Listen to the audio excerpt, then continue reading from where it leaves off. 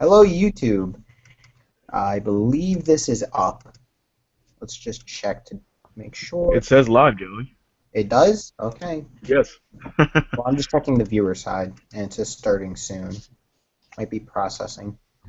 Of course, yeah, it's got a process. It's Stream's got- always like a few seconds behind. it's all good, right, Joel?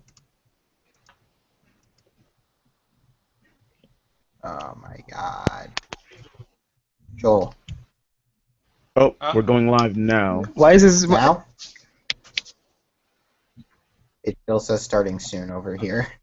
This kind of stuff. Yeah. Everything's good. Everything's good. Okay, whatever.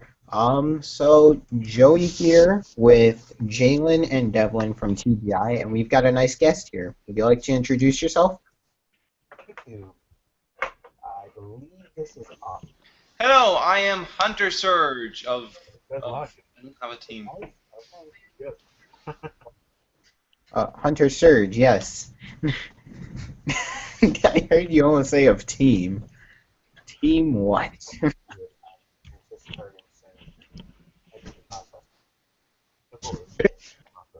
Stream's always like a few seconds behind. Okay, have a so Goodness. this it's good, Joel. It's good. We're all good buddy fighters here. So this live stream is going to start off with what we're going to do. We're going to talk about the FutureCard Buddyfight meta. The meta is probably the biggest subject for every TCG as we know it, and World Championship qualifiers have been announced. The big in man here, Hunter Surge, or Joel, will now just explain basically what the WCQ is, if he does not mind, and where they are being held, as of we know. Alright, so the World Championship is basically like the big tournament for the year for all but short events. Let me get up the locations real quick. Like the board, so the sideboard is probably going to be sticking. American locations are starting with on August 31st. We have the Thank You Festival at Pasadena Convention Center, CA.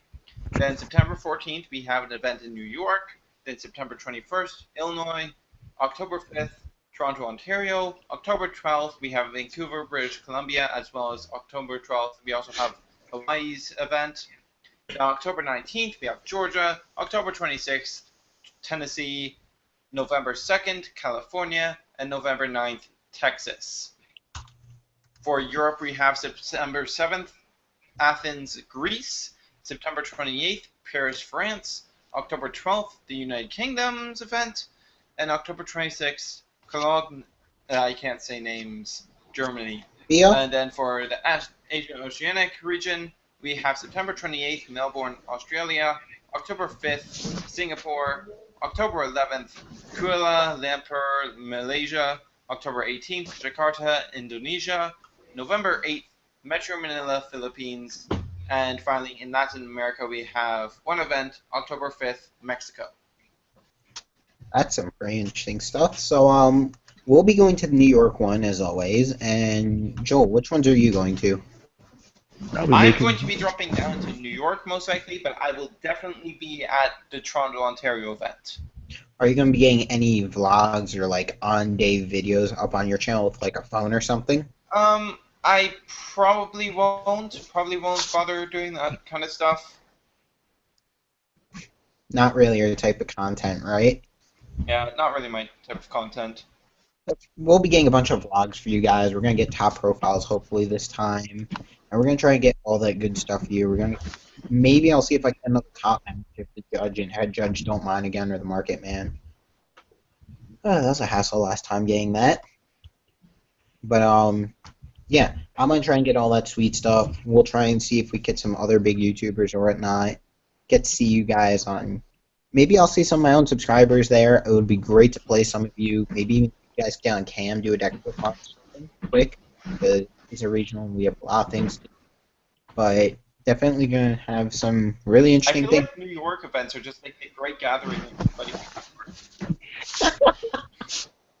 Did you say you heard that? No, I just Yeah, feel it's, like New York events are just a great gathering of buddy fight YouTubers. Oh, that would be really cool. That would be really cool if that happened every single time. That's kind of what it I feels mean, like. but it'd Like, just be hard. I mean, like the main ones we know would be like Brave New World. I have no idea where they are. yeah, Then we got Bitch Strikers all the way in Australia. So I mean, he could make it. I was I more mean, referring but to I North don't think so. American buddy YouTubers. Joel, you might kill Scott for what he commented. Huh? Oh my god. Oh look, it's the one guy who loves SP Barbarish Anger. He said, "Don't kill me." He Scott? said, "Don't kill me." Wow. Be nice, Okay. Joel. Be nice. He said, "Don't kill me, No. please." We're on stream, so moving along. We're gonna Gonna be that guy, now Scott? that we're about. You gonna be that guy? Joel, control yourself. Okay, we got one. Jake got it, but still, we're the team. There's no I team. But there is a me. Oh, it's an M. M like them. Get it right. So continuing along, let's start talking about the meta because this can be broken down to so many areas. Let's talk about what's top tier. It should be pretty obvious. I want to do this so much because I'm familiar with both of them. We're all familiar with both of them here. Yeah, but at least I play a variant of one of the top decks. Joel and I talk about them every day. I think about them every day and how I can beat the shit out of them. I think about how the I'm hell am playing I a gonna road. beat them.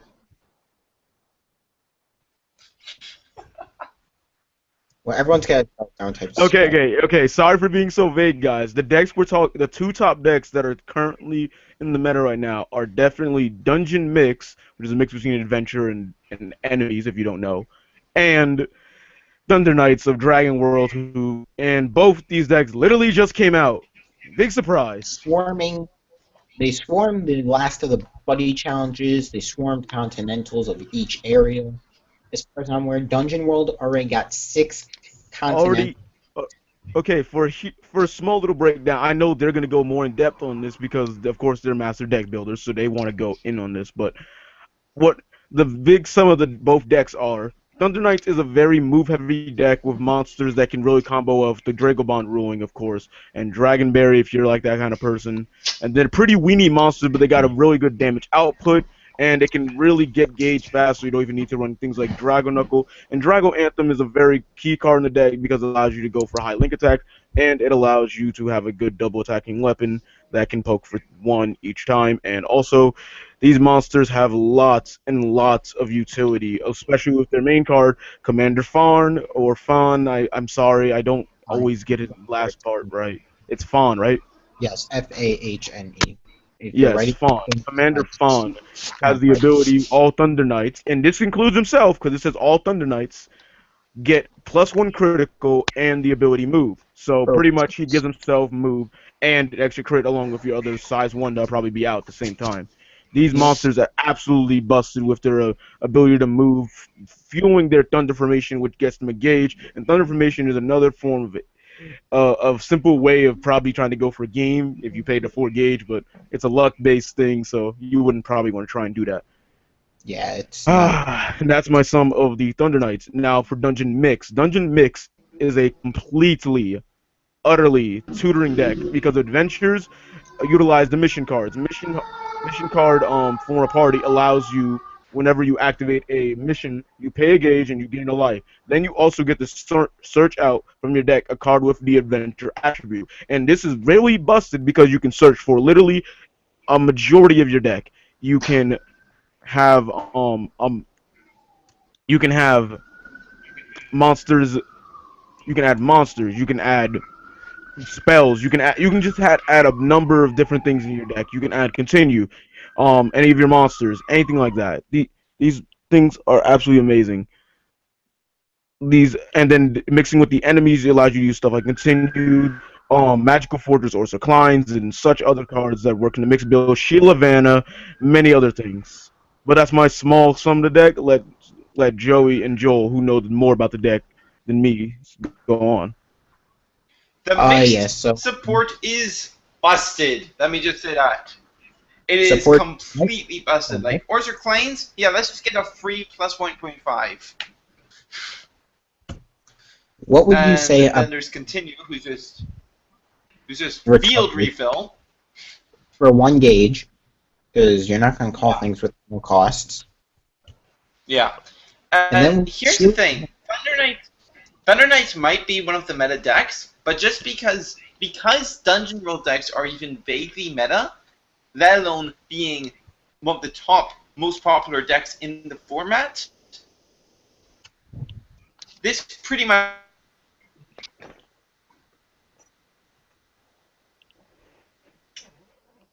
Something happened. Joel, I think you cut out. Yeah, Joel's got a problem. Anyway, I'm pretty sure I know what Joel was going to say. Joel was going to comment about how you can use in Dungeon World you have Gummy Slime. Gummy Slime literally shuts down Thunder Knights in every single form because Gummy Slime is love and Gummy Slime is life. Okay, not really. Because of Gummy Slime's ability. Its ability your opponent cannot use the move ability while it's on field. So pretty much the entire Thunder Knights deck is shut down. Their plays are shut down. Of course they can still attack you and crap. I'm just saying their main purpose, which is moving, is literally been shut down by Gummy Slime's ability. Slime on your turn, it kind of halts the Thunder Formation ability. And I think Joel's up and running again, so let's see if he's back. Yes. I think oh, did I leg out? fine. Dang it, I legged out. Should we talk about You the didn't card lag that out. utilizes It lag. Una memento. the dungeon enemy? What? You like completely Alright, lied there. should we talk about the card that utilizes both sides Something of dungeon? Hollow Gummy Slime. Alright, a card that utilizes both sides of Dungeon World. They need an example. Oh, and also Tristan. Sorry, this is in the chat. Tristan, yes, I was referring to Thunder Formation that gets you to gauge. It does get you a gauge. It gives On you your a gauge. opponent's turn, when you move a Thunder Knight, you gain a gauge. But it's So so that's what I'm broken. referring to. It's so broken because Dungeon World can utilize both sides. Probably have a copy somewhere. I They just don't got have copies. Sheila Vanna, which basically Oh God! they have Sheila Vanna, which basically says, guys, please correct me if I say something wrong. If there's an adventurer on board, it gets an extra +2 crit or penetrate. It's one of I the get two. confused with the boat. I am pretty sure Sheila Vanna's ability gets it +2 crit when it has the adventure, and then if you have an enemy, then you get penetrate. So if you have if you have Sheila on the right, Glory Seeker in the center, and the dungeon enemy on the left, that's gonna be a very, very broken Sheila right there. You can just link attack with the Glory Seeker. You just Oh yes. yeah, Bladeway Phoenix on the left. Put Bladeway Phoenix on the left. Hello. Okay, Devlin. You just got a broken. Devlin. Sheila Vanna gets Yeah. 2 people when you have a dungeon enemy and penetrate when you have an adventure.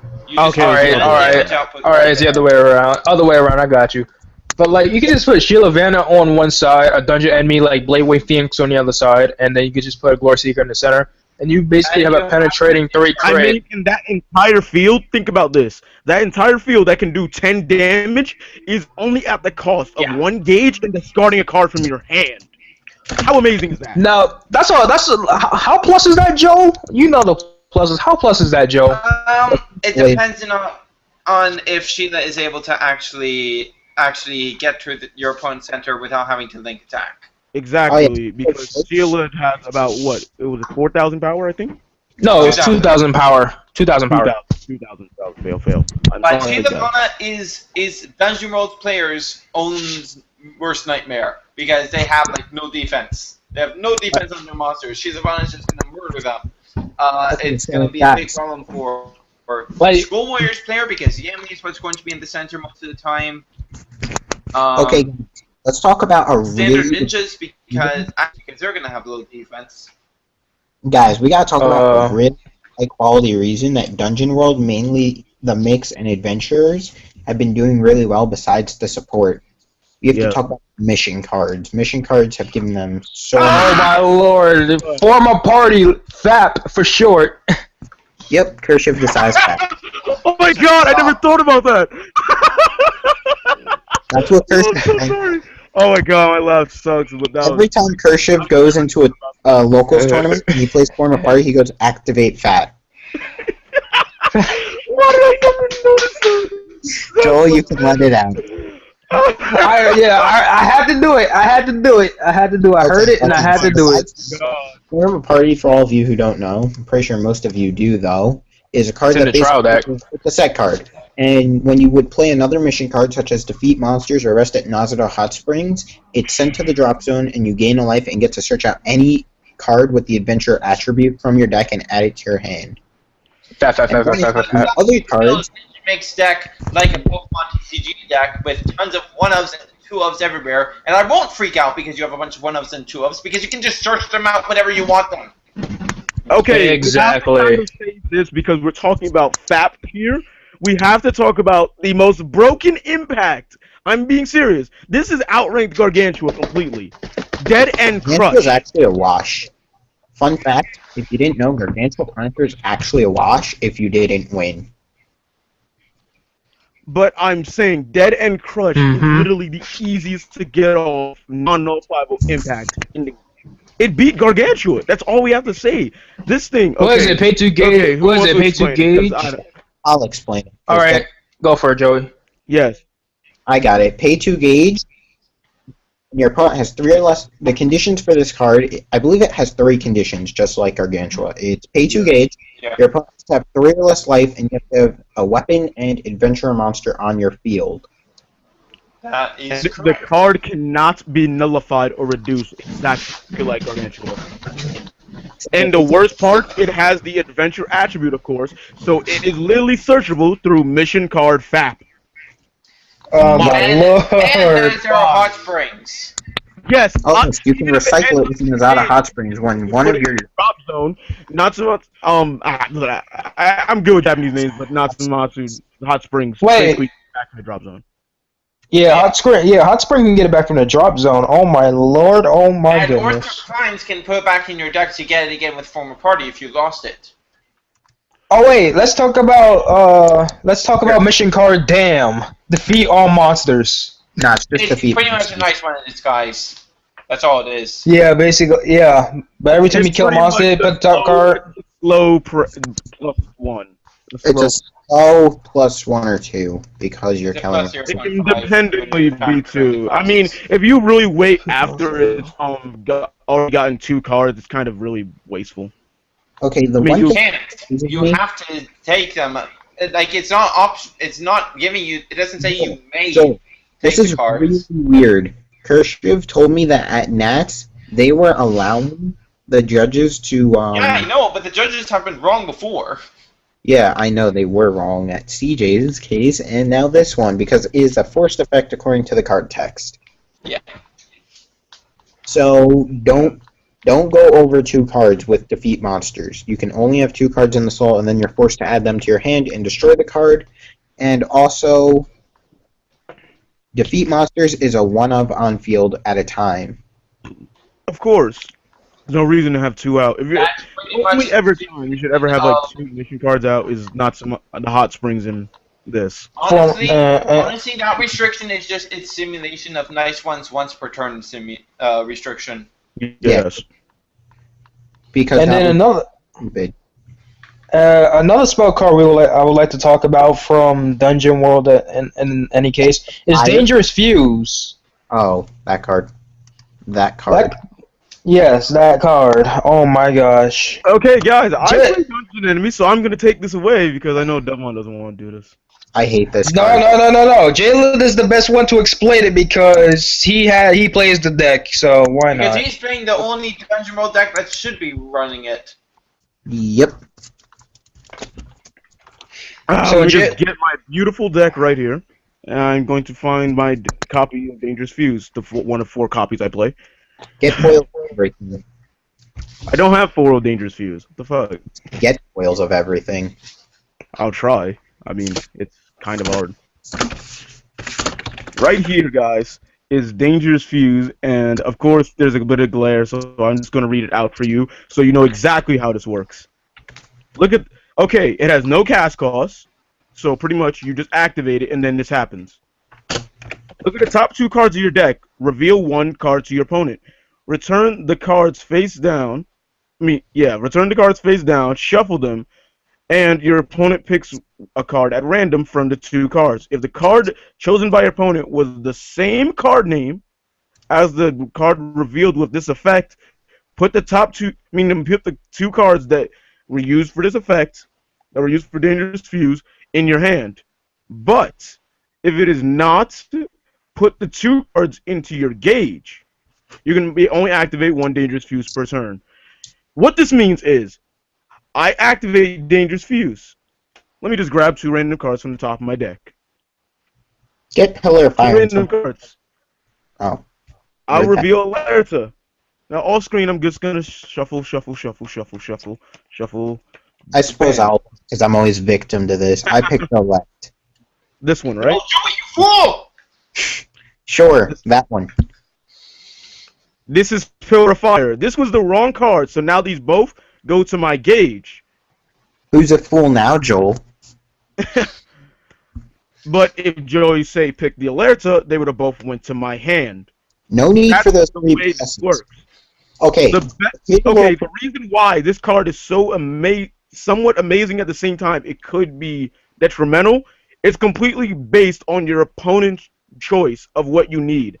So pretty much, say I needed the Pillar of Fire, and then it just ended up in gauge. Now that could suck for me, but the only way of gauge acceleration in any Dungeon World deck is literally using Dangerous Fuse. Dangerous Fuse. Unless you use Ragnar, but unless you use Buddy Charge. But the gauge thing isn't what's important about Dangerous Fuse. The effect that you're going to want to go for most of the time is the draw effect, because it's your only real advantage engine in dungeon enemies. Because in dungeon enemies, there's literally okay, you know this, but pretty much when I Demon Lord Keith Winade and my very helpful size 3 buddy. He's not my buddy, but he's a really great card in the deck. Guardian Dragon of the Ruins, Meteor Rain. These cards require you for their abilities to discard dungeon enemies. So using Dangerous Fuse and having access to getting into more dungeon enemies from your deck, allows you to use their abilities more, like using his to save himself if he's on the left or right, or using Meteor Rain's ability, which allows you to discard 2 dungeon enemies and you destroy them on the opponent's side of the field, and it's a counter ability, so you might want to utilize that in the most possible way. The best thing I like about Meteor Rain and even Dangerous Fuse combo is literally when I get a dungeon enemy and a Meteor Rain off, because that gets me Meteor Rain and another copy of a dungeon enemy to use in my hand. So this Dangerous Fuse is the most useful in dungeon enemy, and mix maybe so, but it's not the same. It doesn't work the same. You should not be running mix because you have much better advantage engines. You have ways to get to your cards, of course. Yeah. Okay, so Devlon disconnected. Lies in 2 factors. Yeah. The first is that you have no control over which one you're going to get.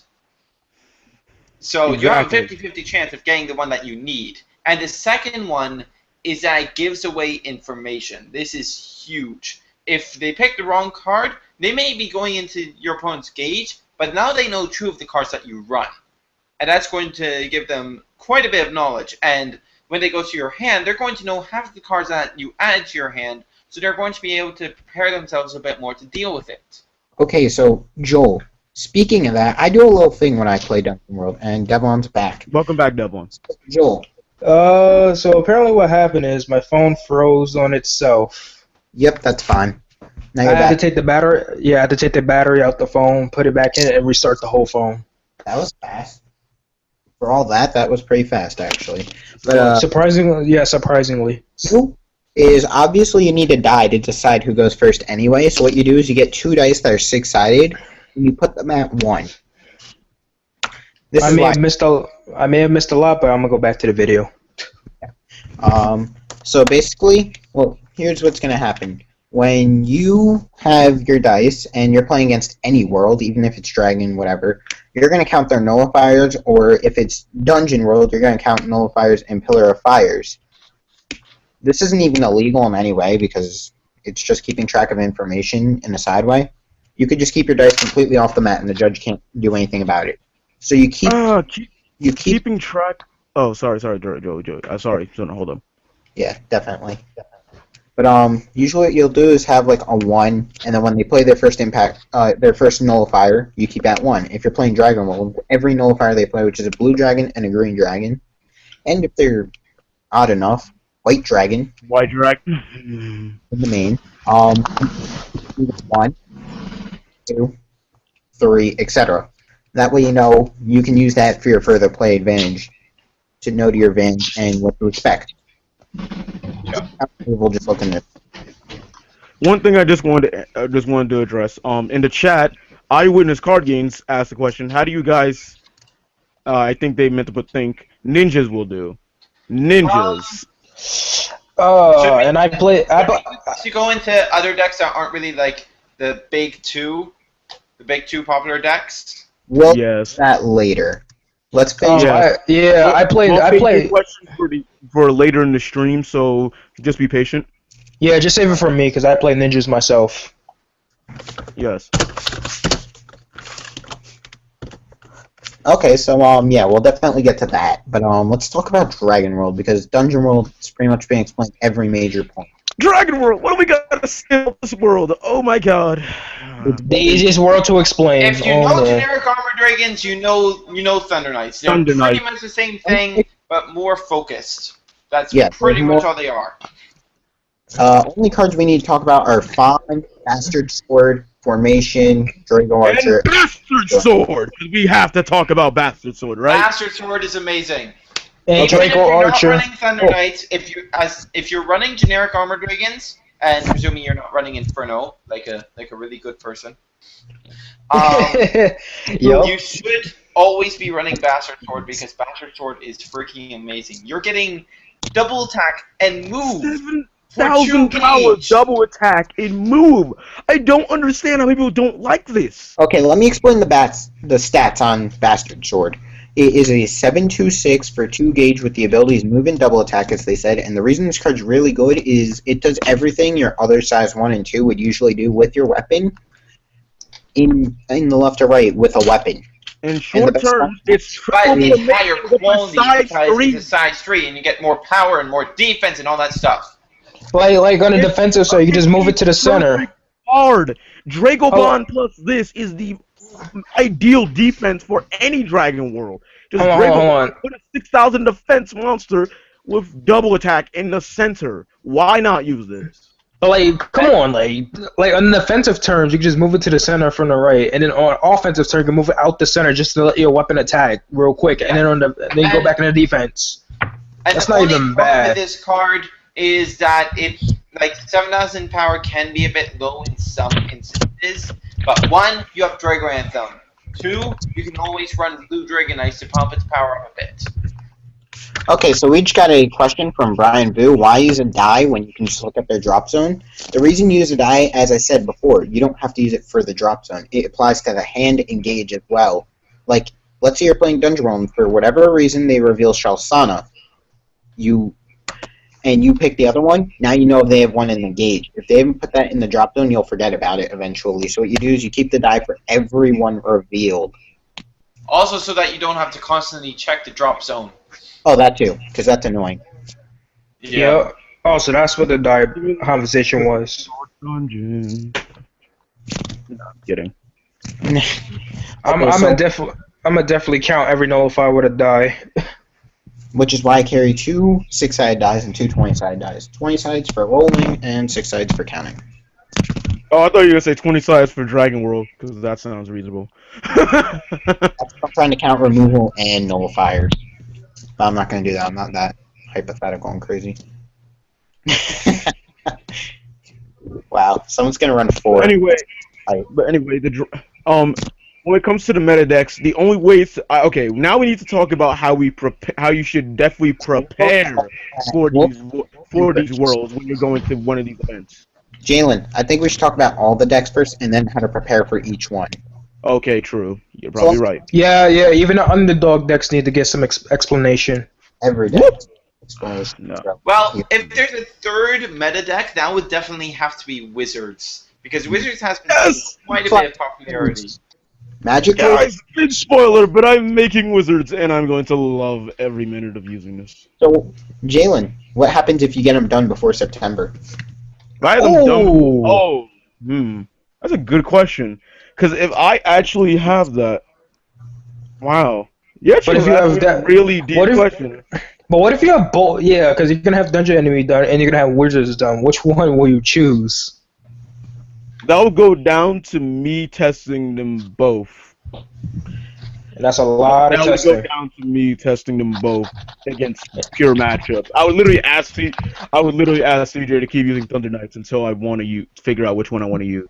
You mean Caden, right? It's technically Caden's deck.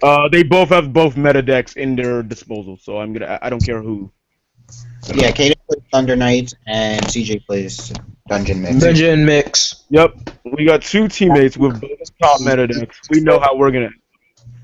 I don't know when, but we'll be getting So the mere presence of Wizards as one of the meta decks means that Ancient World becomes even more unplayable than they usually are. Because... that was weird! Okay, wait. Before we into any of that, can we just say is a terrible deck to play commonplace. Ancient World has no competitive use whatsoever. It's just a fun deck. Okay, guys, I want to just address this. I did say in my pros and cons that Seeger is not bad, but I gave that as literally sugarcoating. I literally think it's a terrible deck because they have no form of I've said this in the episode. It has no defense outside of Seeger. None. The only way.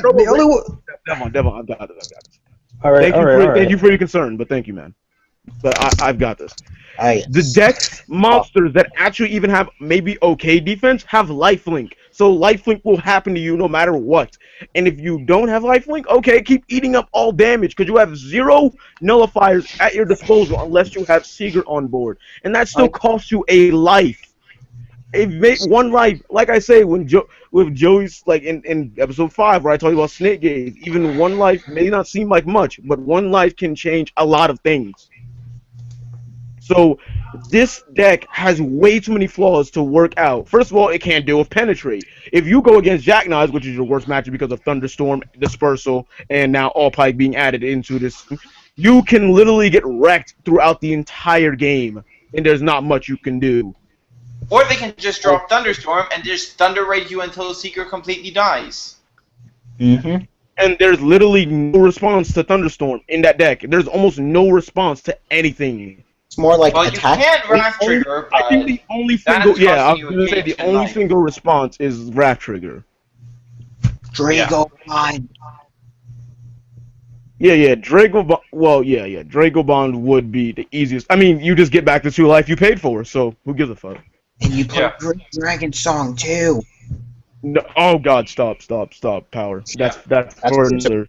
Exactly. But anyway, we will not talk about Ancient World in the slightest because even when that stupid searcher comes out, the deck's still garbage. You can now get an access to Seeger, but it's costing you 2 life. Then you have to get the gauge first of all. So let me say a couple things very fast. Even with the searcher and the spell nullifier, it will still not be playable due to the fact that Set 3 has introduced so much hate to Soul Guard that Seeger is very dumb. We have to, of course, say Rolling Stone, because Rolling Stone. And the main one would be Tempest Wing. Go up against a Wizards player, they just drop Tempest Wing, and you're instantly gonna lose. You cannot respond to Tempest Wing in any way. There's nothing you can do about Tempest Wing.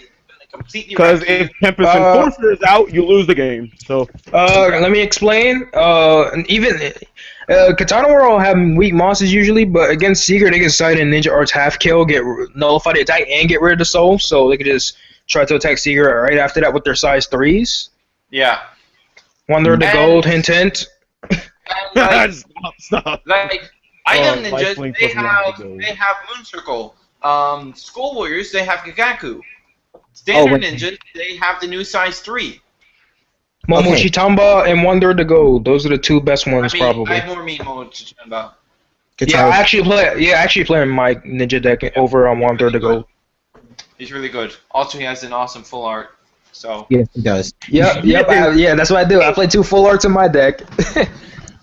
Okay, so since we talked about how dead Seeger is at this point, let's talk about Wizards.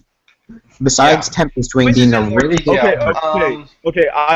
Joe, I appreciate you so much, and you're kind of the inspiration why I even wanted to play Wizards. So thank you very much. But I think I want to take over this explanation. All right. Yeah, Jaylee can take it over everything right now. Over 20-minute video on it. I did a nearly 30-minute video on it, so I think I'm good. I mean, yeah, Jaylee take it over on a lot of things right now. I just want to go in because I know Joey wants to do these same things. I mean, I ain't get much talk time neither. So let me talk about Danger World when you're done. Of course. Okay, Wizard is not probably the better variant of Magic World. Fuck 72 Pillars. Honestly, these the 72 Pillars compared almost nothing compared to Wizards. They have I feel like they have much more to work with. Okay, Wizards have Kosher. Kosher allows you to basically charge and draw if you have 2 or more Wizards on the field. So being able to get another gauge and draw a card is just absolutely great for the deck, and it's searchable through Mary Sue, which is more utilized in the Wizard deck because it's a Wizard. Using it in 72 Pillars only because of its useful ability to get any spell in Magic World.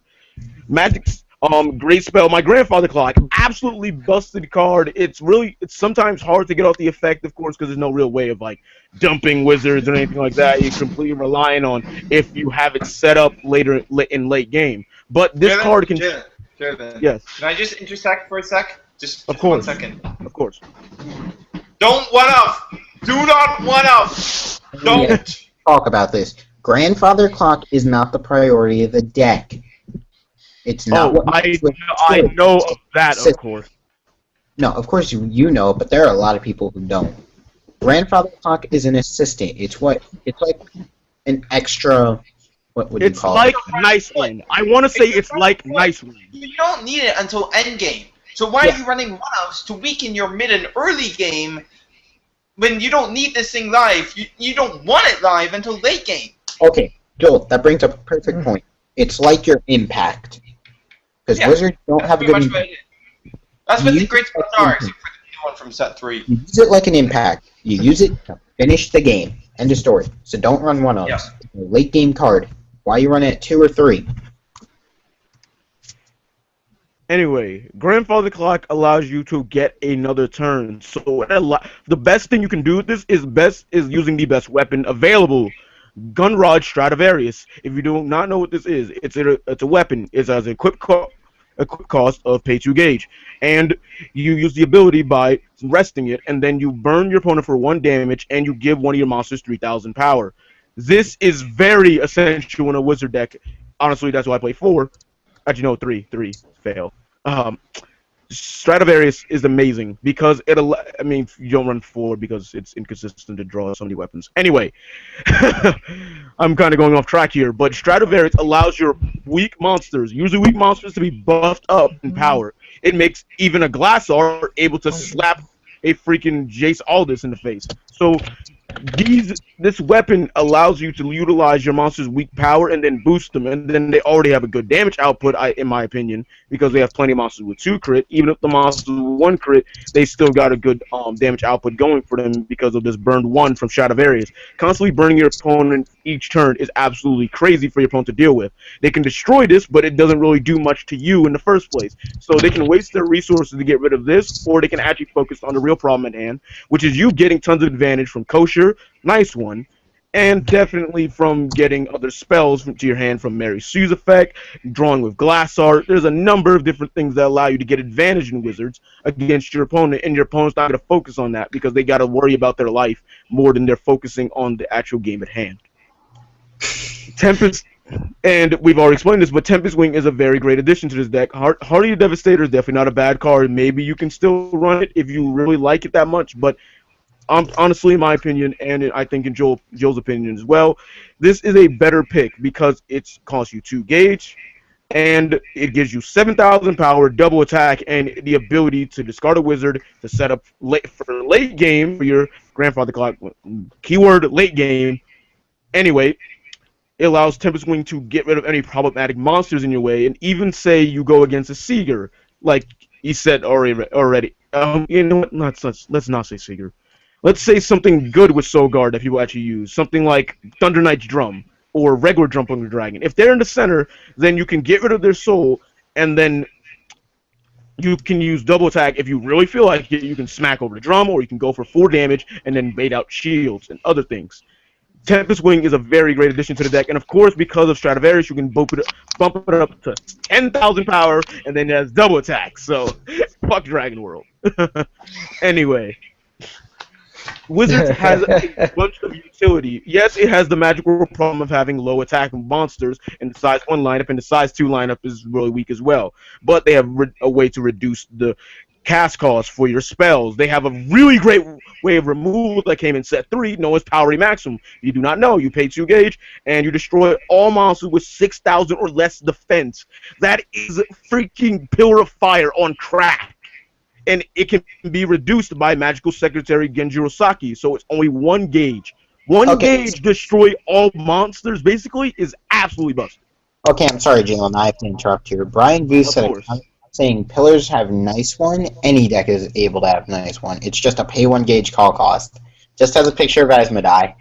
And Demon Realm, which is the best card, plus in pillars, along with Saturday Night. Demon Realm. Shall we use this opportunity to jump into 72 pillars? Yes, because that's actually one of the decks I wanted to go over. Okay. Great spell. I do believe 72 pillars do have a superior great spell, as you can recover far easier. Grandfather Clock and Grandfather Clock is much better when it comes to cost. It pretty much pays for it. If you have a spell cost reducer on the field when you play Great Spell, it costs absolutely nothing. You get back the card that you paid from hand. You get back the 1 gauge that you paid with the extra charge and draw. Okay, so Joel, let's talk about just the effect, not the cost. Not cost efficiency, just the effect of the card. Yeah, but what Saturday Night Devil Fever is much better at is being versatile. Your field got nuked? Get a new field. You need to kill off one of your opponent's monsters, revive a couple Asmodais with Great Spell Saturday Night Devil Fever, kill off their monster. You need to make a final push, get 6 more crit on the field. All kinds of things that you can do with Great Spell Saturday Night Devil Fever that just make it fantastic. Huh. Oh yeah, there's an interesting comment I heard. 72 pillars take skill to use over wizards. Every deck takes skill to use. This is a very important thing about this game. Some may require a tad bit more skill than others, or a little more than a tad bit, but every deck does still take a large amount of skill to play, and it is very important to address that, because the closer 2 players are in skill, the harder the matchup will be. I played Constant World against CJ's Dungeons off-cam plenty of times. There are times when I've beaten him, and there are times where he has beaten me. Sure, it's about knowing your opponent's deck and everything as well, but utilizing the cards to their fullest is a huge part of the game. Okay, I kind of want to add a little bit on someone who's commented about saying they have a better great spell. I can honestly believe that great spell, my grandfather clock, could be inferior in some ways to Saturday Night Fever, of course. But the one thing, there's another great spell that came in set 3. I know it's more sideboard card, but it allows you to literally nuke the entire field, and it has the same exact conditions as Great Grandfather Clock. So yeah, just want to say that Deus Ex Machina. Oh yes, it's a really nice sideboard card that I really like. Now, another point that 72 pillars have over wizards is their damage output. Their damage output is just a lot better than wizards. Wizards usually cap out at 4 per turn, and 72 pillars you're going to be getting 5 to 6 on most turns, especially if you've got an Astaroth out. Because Astaroth effectively functions as 2 size 1s at once. Can we talk about what Astaroth is? Astaroth. Let's put behind its call cost because it's pretty high from 3 gauge up to 2 cards from hand is the call cost of Astaroth. You pay 3 gauge and put up to 2 so from your hand into its soul. But it has Soul Guard and the ability is Soul Guard, double attack, and the ability to reduce the cost of all spells by 1 gauge, just like the Magician, the Herb, and Secretary Magicians, I believe. Yes. Yeah, but it also has better stats than... Well, it has the same stats as a normal size 2 for Magic World, which is really good. In contrast with the Wizard spell cost reducers, which have the stats of a size 1 Dragon World monster. And he functions as 2 size 1s. He has Zolgar just to keep himself around for a while. He's just really, really good in general. There's another point. Oh yeah, the gauge cost isn't that big of an issue because your gauge acceleration, he can be gotten back with double advantage, and he can also be gotten back with your great spell. So any gauge issues you might have aren't really that big of an issue because you can use Burr over and over and over as you see fit. Or even the spell first volume. Holy crap. One thing I have to say is I probably would still be playing 72 Pillars if they were not so damn expensive and hard to get. Yeah, that's the big thing with Magic World. That is the biggest taboo so to me for why I would choose Wizards over 72 Pillars. Asmodai and Astaroth are extremely expensive. No, Astaroth isn't very expensive. I got the 4 from my guy at my locals for $3 each. Yeah, they're like $3. Yeah, they're nothing. It isn't expensive, but it's really... Okay, I haven't looked at Astaroth in a long time then. Yeah. Wow, very, very cheap, double rare. That's good as hell. Well, a lot of double rares aren't really expensive. I mean, the most expensive double rares are like $10. And a lot of them are the good set 1 double rares above all. Like Magical Goodbye. Thank goodness this isn't perfect guards. Will Glass Art. Oh yes, let's just be thankful for that, Joel. This ain't Vanguard. No more mentioning Vanguard though. Back to Buddyfight. Okay. I don't like that game. So yeah, I believe as Joel said, the damage output is high and 72 pillars. Let me just address something. One rush. I need to address something. Brian Vu, you don't need to build around Astaroth. The thing with the thing is, Astaroth is built to specifically support the strategy that works for 72 pillars best already. It boosts their already existing playstyle and makes it so much more consistent. It's just helping 72 pillars do what they already do best. One thing I must say is somebody said, asked a really interesting question. We'll get to that later, but it says, what's the best recovery deck out there right now?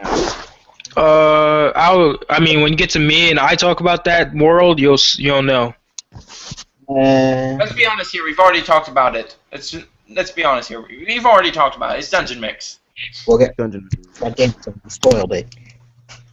Wait, the recovery deck? I'm thinking Danger World just because of that one card. Danger World is certainly good in the grind game, but Dungeon is far superior. You have Nazaro Hot Springs and you have Continue.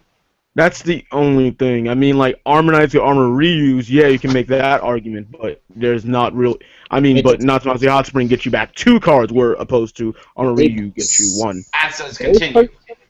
Those cards get 2, and they're also run at 4 and 3 copies, where Armor Reuse is like... maybe 2 or 3 in a deck, usually? No, you need to run Armor Reuse at 4. Holy balls. I would say 3. 3 or 4 is probably the better numbers. Everyone has their difference in opinion, but okay, let's get out of Magic World maybe, unless you guys are not done with 72 pillars. Because I was gonna say we move on to Katana World. Okay. Actually, can I intercept you right there? Can I talk about Danger World real fast? Nah. Yeah, let's talk about Danger. No. This is gonna be a quick one because Danger World doesn't have many things to talk about. Just true. Yeah, we gotta go. If we're gonna talk about decks, we gotta talk about the most underdog deck used. The most underdog deck in the meta. Devlin's favorite Dual top. Dragons! Yes. Yes. My poor Dual Dragons! And if you guys are new to the channel, I am the teammate that plays Dual Dragons, the underdog, the most underdog deck in the game. And will you be bringing them to the next WCQ qualifier in September? Yeah, I'm actually going to use Dual Dragons. Well, there you I have have it. no idea what Dual Dragons are. Here's an SP go. That I got for Devlin for his birthday, and you future players. Just helpful. Let's just say this is probably the most interesting card in the deck. I don't want to say it's amazing, but I say it's the most interesting. But for those who don't know, but if you're new to the channel and you're wondering what the hell does Dual Dragons do, if you're wondering, Dual Dragons basically are they're a pretty aggro deck, if I have to say in my opinion or in my experiences. Alright. If we're really looking at it in Danger World as a whole, like Dual Dragons have a lot of aggro stuff, yes, but Armor Knights are definitely way more aggro. Dual Dragons have more of a mix between the aggro playstyle and the defensive playstyle with other life gain and dual law. That's true. So yeah, basically Dual Dragons is like a balance between defense and offense. And but the big problem is because all of the support is the Danger World support. Most of it has been going towards the Armor Knight's hyper aggro playstyle. There isn't a whole lot of stuff to help out the more defensive playstyle of Dual Dragons, which is really what's been causing Dual Dragons to not be really that great.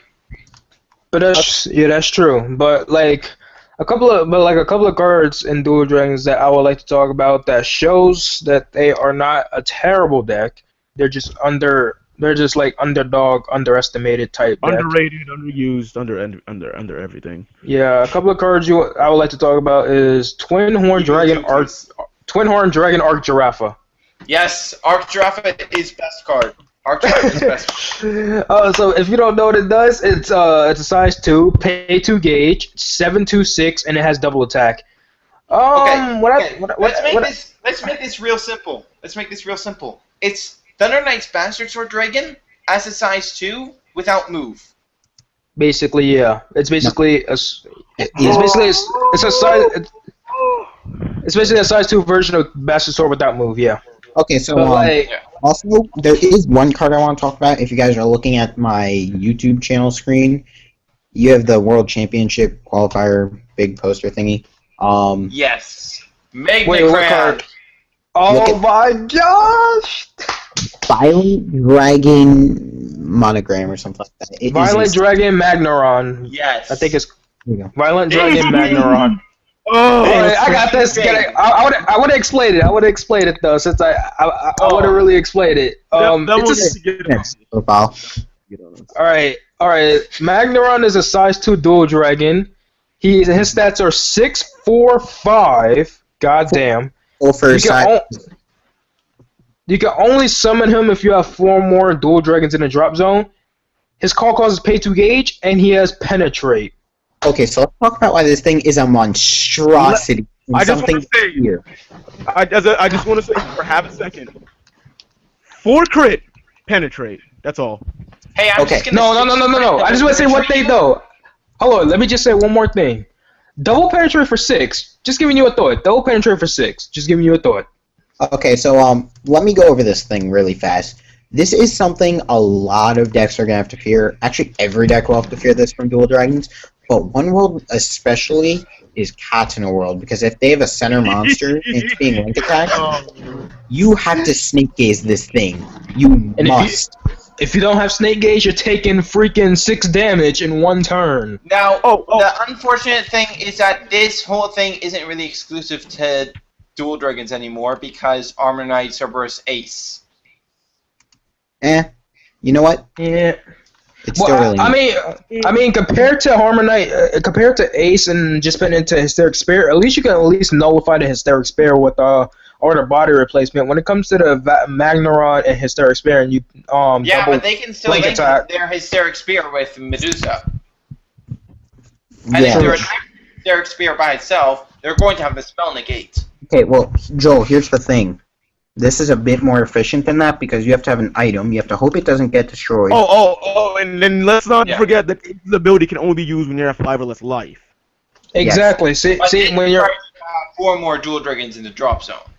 pretty easy because kind of situations with both of these scenarios. No, that's not hard. No. Think about it. All right. Think about it. When it comes to getting dual dragons in the drop zone, it's pretty easy. One, you got Gaiokan's cost. 2, dual law also counts as a dual dragon because it's attribute. Yeah. So if it's a problem card for your opponent, they will try to destroy it, and when they do, that's another dual dragon in drop zone for your use to get out Magneron. Also, you're going to be killing those size 1s and 0s because you don't need them stockpiling monster advantage over you. Plus, you're going to kill the size. Okay, sorry. Plus, you're going to want to kill more of the size 2 penetrators like Diatlas and Zaze, because those are also penetrators. So dual dragons have a total of 3 penetrators in their size 2 lineup. Joel, you see why this thing's a bit more efficient than Ace? No, it's still not. It's still not really more efficient than Ace. They're about equal, but I feel like Ace is just a tad, only a tiny bit more. Like it's only a tiny bit more efficient due to the fact that items are much more difficult to destroy than a monster is. Okay, one thing I want to say about dual dragons: why are none of these things weenies? The only thing weenie stats is Gao Korga, and the thing has 3 crit. Everything else is like 5,000 and above in this deck. There's like little to no weenie monsters in this deck. I mean, everything. There's no thing called a wall when it comes to this deck. Someone said, go look at 7,000 defense. Let me summon a size 2 and make it my bitch. No, Jayla, think about it. Put a Gaiokan in center and activate dual law. Let's see what happens. better hope they have some really high grade removal right there. 10,000 defense, wall size 3. Get that high grade removal out because we got some big ass bitches. Go for a link attack. Dual law's on board. You gotta pay 2 gauge to link attack, bro. Okay, and so besides that, I believe we went over dual dragons now, right? Yeah, we can go to Armor Knights now. Let's talk about Armor Knights. We're kind of forced to go into Armor Knights since we're in game. Yeah, why not? How you win with Armor Knights? Play Armor Knight, Ifrit, or Demon. Armor reuse them forever. Joel? That's what happened to me in tournament. Armor reuse Demon, and I lost. No, Joel. Joel has a special love for Ifrit. Oh yeah. It's 3 crit penetrator. Supposed to deal with as Demon, so whatever. I have to deal with Demon on a daily basis, so you know what? No, stop. Ifrit, the 3 crit penetrator. No, Joel has a special love of me playing Ifrit on his Inferno with Soul Guard. Oh.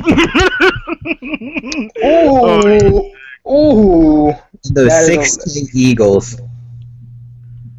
I wonder if Joe has a response. Yeah, Formation also does a lot for the deck because when you can turn your Eagles into 5k beaters, the thing I on him all the time. So broken. Yeah. So broken. Joel's speaking from experience. Formation just does a lot for the deck. Like just makes them hit a bunch of magic numbers, so it's really good. It's really good for the deck. Armor Reuse just lets them get back any monster they need in the situation.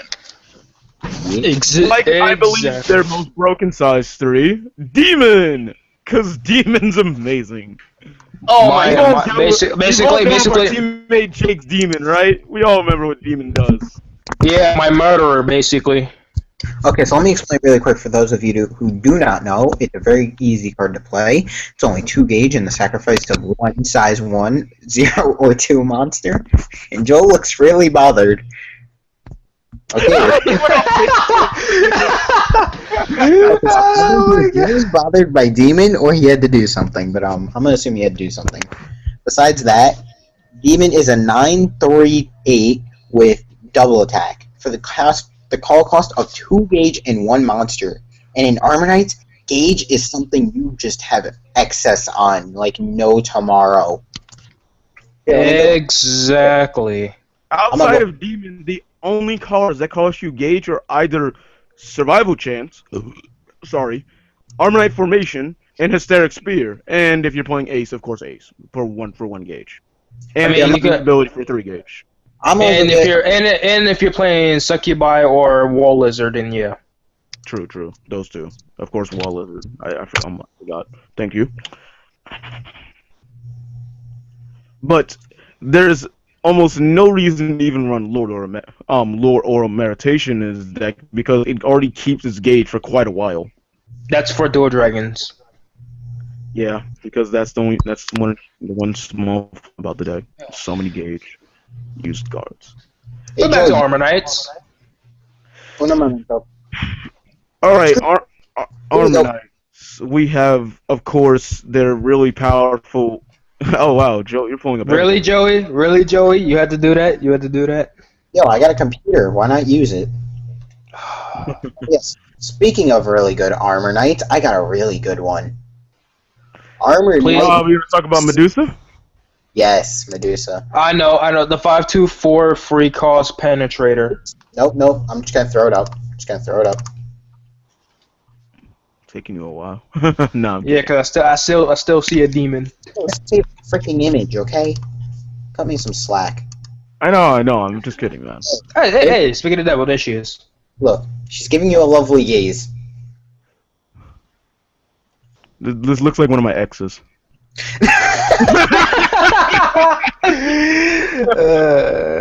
Yo, I bet you don't want her. I bet you don't want her hearing that one. She's not watching the stream, I think. She never know. Nobody's ex will never know. No one's safe from the internet, Jalen.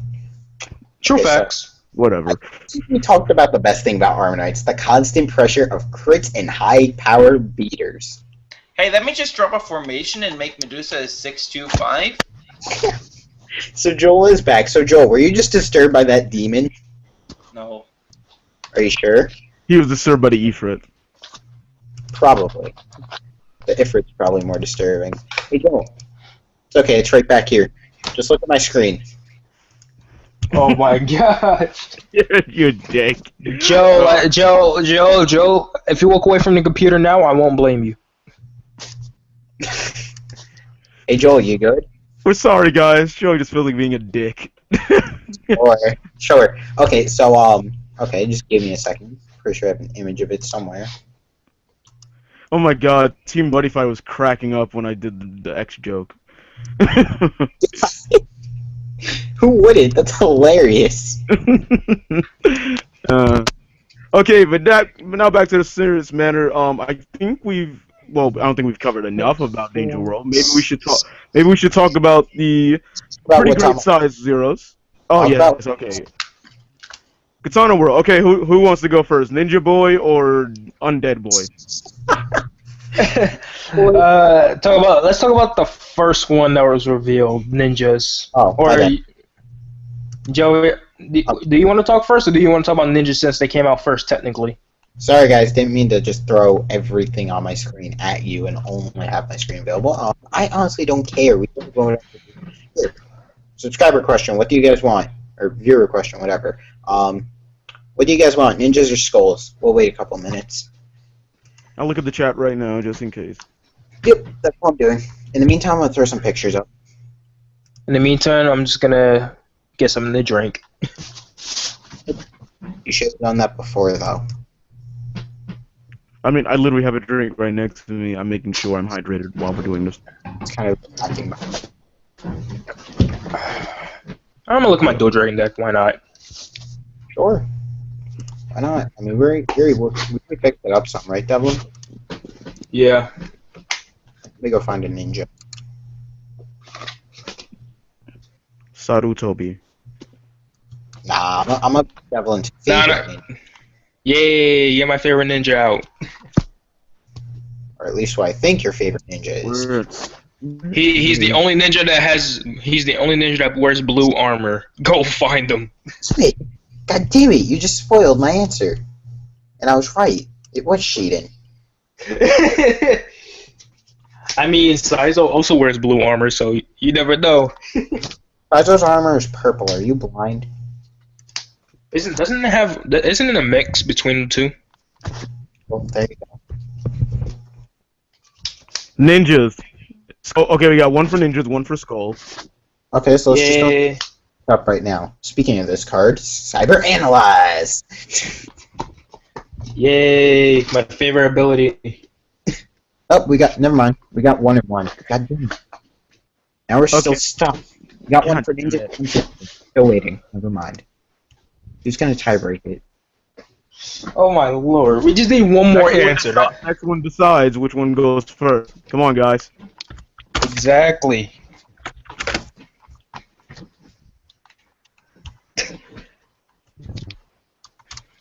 Yo, you need to update your old channel's picture, Jalen. I know. I don't really give a fuck, though. So updated. I think your Facebook picture still has that too. Yes. Man, My Facebook cover. I don't focus on that shit. I'm sorry. why? I'm just saying. That's some outdated shit right there. Quite outdated shit. Just gotta throw a sheet in up while we wait for an answer. If this takes any longer than another minute, I think we're just gonna wait. And god damn it, Joel. Now Joel's disconnected. I had a feeling he wasn't saying anything for a while. It is true. He wasn't saying anything. Now I gotta go find his Facebook in this cluster of names. Let me just send him the link again. Just message him. Someone said I know. flip a coin. Really? Flip a coin? Fine. Okay, hold up. I have a die. Let's just roll. Let's just roll. If it rolls even, we do ninjas. If it rolls odd, we get skull warriors. So we already got a tiebreaker. Someone said ninjas. All right, Devon, take it away. Yep, go talk about your favorite deck while I go get Joel back. Dev, you there? Oh, he went to get a drink, didn't he? Ah, fuck! Devon! Devlin, like this. Okay, so I guess I'll carry on since I'm the next. I'm probably better at time. Oh my god, it sounds like he's back. No, that was my chair. Oh. I thought it sounded like him getting back on his bed or something. Wait, what? Now he disconnected? Freaking Christ. Oh man, did everyone just got fucking... Oh my gosh. Guys, we're sorry about the technical difficulties. Apparently, Devon and Joel... Ugh.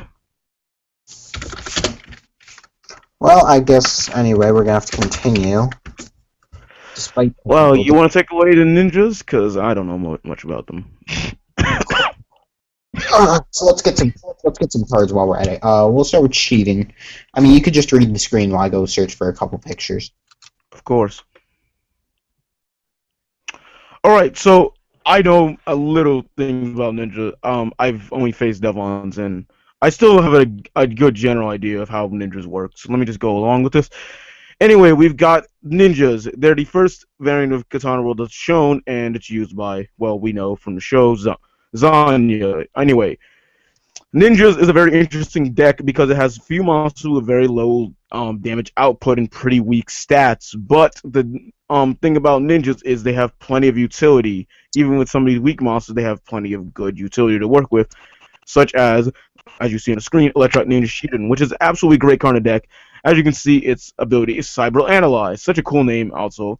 You may discard a Ninja Arts card from your hand, and you may pay 1 gauge. And if you do, you draw 2 cards. The ability can only be used once per turn. It is the cyber means drawing cards by discarding trash. And the best thing to use in this deck is of course, this gets rid of the cards in your hand. Anything like, well, let's think of anything that would be useless. Like, say you're going against adventures, and you just go like, oh, I can't. They're just gonna link attack all the time. So discard the body replacement. Oh, Alright, I mean, my internet messed up, and yeah. Joel disconnected too. It's okay. I'm fetching. Alright, Ninjas won. Yeah, Ninjas won. So we just went over Sheet and how good it is for the deck. So you want me to you should have went over Tsukikage or something. I wanted to go over Shein so badly. go over Tsukikage yourself? I don't want to go over Tsukikage. A bit too late. Hey, you can go over Shein a little bit while you're doing that. Alright, so Tsukikage, basically. Oh, it's on your screen. Alright, it's a 5/2/1, size 1. basically, and it's probably one of the two only sized ones with 5,000 power. And basically what he does is the nano machine body replacement ability. If he will be destroyed, you can discard a non-monster card to save him. I believe it's non-monster card if I'm not mistaken. Read the card. It's right there. Yeah. And it says non-monster cards. Yes, you are right. All right. No. I mean, like you two are blocking the way because it shows your boxes right there. Oh, just click on mine. All right. Just click on the T-Burn Infinity, and then you'll see it. Yeah. I see it. So basically, what you want to do with Tsukikage is you want to place him in the center to defend you. So while he's swinging in for 2 or he's clearing boards, if your opponent will try to destroy, you could just discard a non-monster card from your hand to save him, basically. And he will just remain in the field for a while until you run out of cards, which you probably don't want to, so you might want to let him die sometime and save most of your cards. Yeah, just don't overextend and be bad. No, don't overextend. Just let him die while you're still ahead. This card is a really great card in the deck because it's basically 1,000 rapier with an add-in bonus, and of course it has no call cost, so it's just as great. But since we're on the subject of Tsukikage, let's talk about the other one. Blade Master mode? Yeah, it's the only other size one with 5,000 power. Why not? In Christ, now you're making me go pull up that. Oh my god. Yo, you have like every Buddyfight card unwrapped in your pictures or something. I have to go save these pictures onto my freaking computer. Do you think? Oh, Joe, I'm gonna go over a couple of cards. So. Yeah, I know. I'm getting a lot of relevant cards for ninjas. Well, while Joey's looking for Blade Master multiple on his computer, I'll just talk about it because I know what it does exactly because I play him in my deck. So, Tsukikage Blade Master mode is basically the new Tsukikage for the Tsukikage archetype. He's also 5/2/1. He's another 1,000 Rapier Dragon, and he's the only of the 2 size 1s with 5,000 power in the size 1 lineup. His call cost. I'll just type it. Okay. His call cost is pay 1 gauge, and he has the ability if there is a card with Tsukikage and its card name in a drop zone, he gets an extra crit. So basically what you want to do with him is you want to put him in the sides because he's not Tsukikage, so he ain't going to be able to save himself. So while he's in the sides, he's basically a pressure column, or he's there to remove big defensive monsters with 5,000 or less defense on board. And if you have another Tsukikage and with its card name in a drop zone, he's going to be a pressure column with 3 crit at the same time. So if you have multiple of these on the left and right, you basically have 2 pressure columns against your opponent, forcing them to try to kill one or both of them possibly. So Tsukikage Blade Master mode will bait attacks from your opponent or bait out cards out their hand, like most likely removal cards, because they don't want to be per se. Devon, you're doing a great job, man. No, really. But I just wanted to say that basically to back up what he's saying, it's basically gives Ninja its kind of issue when it had a small damage output because there's lots of 1 crit monsters, maybe a few 2 crit monsters. So this card allows you to have finally a 3 crit monster. So it really works well in the deck because of course it's not hard to get a Tsukikage copy in your drop zone. So this card just allows you to do lots of damage output. Okay. Oh, and let's get on to the best impact. All right, let's go into lethal formation. The best impact on ninjas, basically. And a great side choice for side forward. Just side choice. And so welcome back, Joel. Just before we start. All right. Hey, Judd. Hey, Joe. God damn it, Jeff. I got mixed up for some apparent freaking weird reason. Okay, so sorry, Joe. All right, let's talk about lethal formation, the impact. So what lethal formation does is it's a set impact, and its cast cost is you could choose a card from your hand, drop deck, or drop zone, and add it to this card. So then you may look at its ability. You can look at its soul to cast a secret sword from this card. So basically, and there are 3 different secret swords other than the lethal formation. Sorry, Joey. Are you gonna go through all three? Please don't. We only need to go over one or two. And I'm Just gonna two. All right. Let's go over the best one, Star Crusher, then. Okay, let me go pull up out of these 5,000 images I received. Unfortunately, Joey has to pull up a lot of images. Already, Devon. All right. So what Star Crusher does is whenever your opponent casts a spell, you have to. The call cost is pay 3 gauge. So by paying 3 gauge, you can deal 3 damage to your opponent and nullify their spell. But first, this card has to be in the soul of lethal formation for it to go off. So if your opponent wants to nullify your attacks, you can cast this to nullify that spell and deal 3 damage to your opponent. So it's a very, very, very, very good card. The best secret sword out of all of them. So because the reason why, especially why Star Crusher, of course, is the best out of all of them, and it's a spell. That means any form of spell, and that just means you can use this against every single matchup in the game. When it comes to the other ones, we're gonna probably get into Shooting Star. It requires a weapon to be attacking directly, and just the same call cost, pay 3 gauge, and has to be inside for lethal formation. Basically, you have to be attacked by a weapon directly, not your monster being attacked by a weapon. No, a weapon directly. The other two are way more conditional than Star Hey, Crusher. Joel, can you... Moonfang... Wait, Joel. Wait, Devlin. Joel, can you explain how Star Crusher works against set spells for those who don't know? Basically, when they initially cast a set spell, you use Star Crusher. Not the effect. When you play into field. Yeah, same thing with you can't you can only use Star Crusher. You can only use Star Crusher on on the ability on when they play the set spell, not when they activate mission cards, like mission card FAP. If they place it onto the field, then you can nullify it, not when it activates its ability.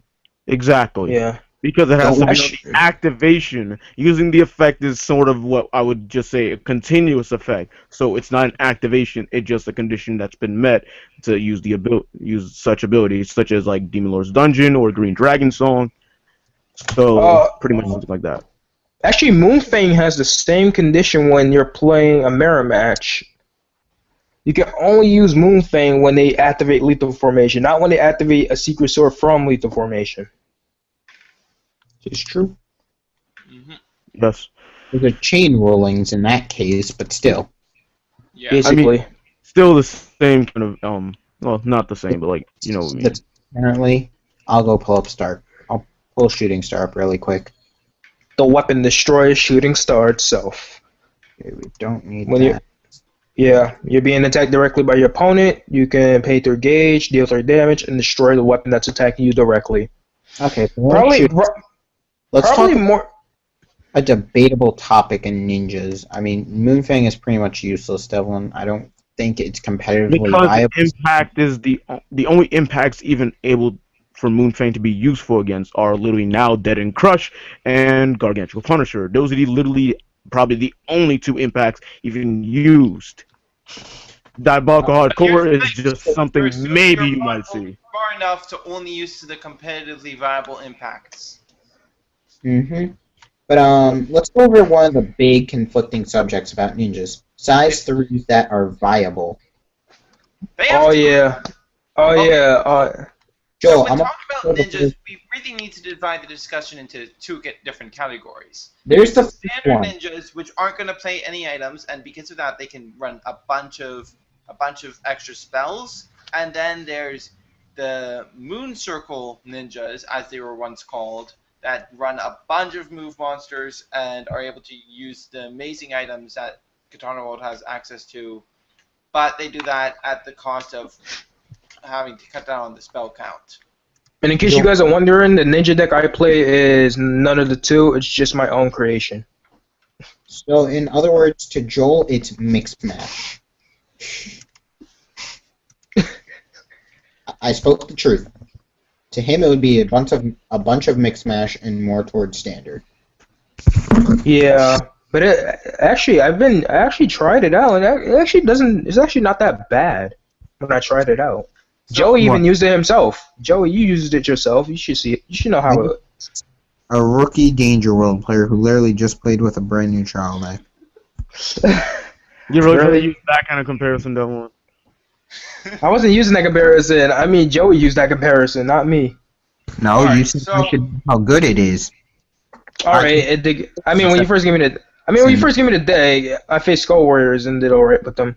Somehow, I just drew really crappy as usual for some reason. Lately, I've been plagued with drawing badly. Let's talk about that.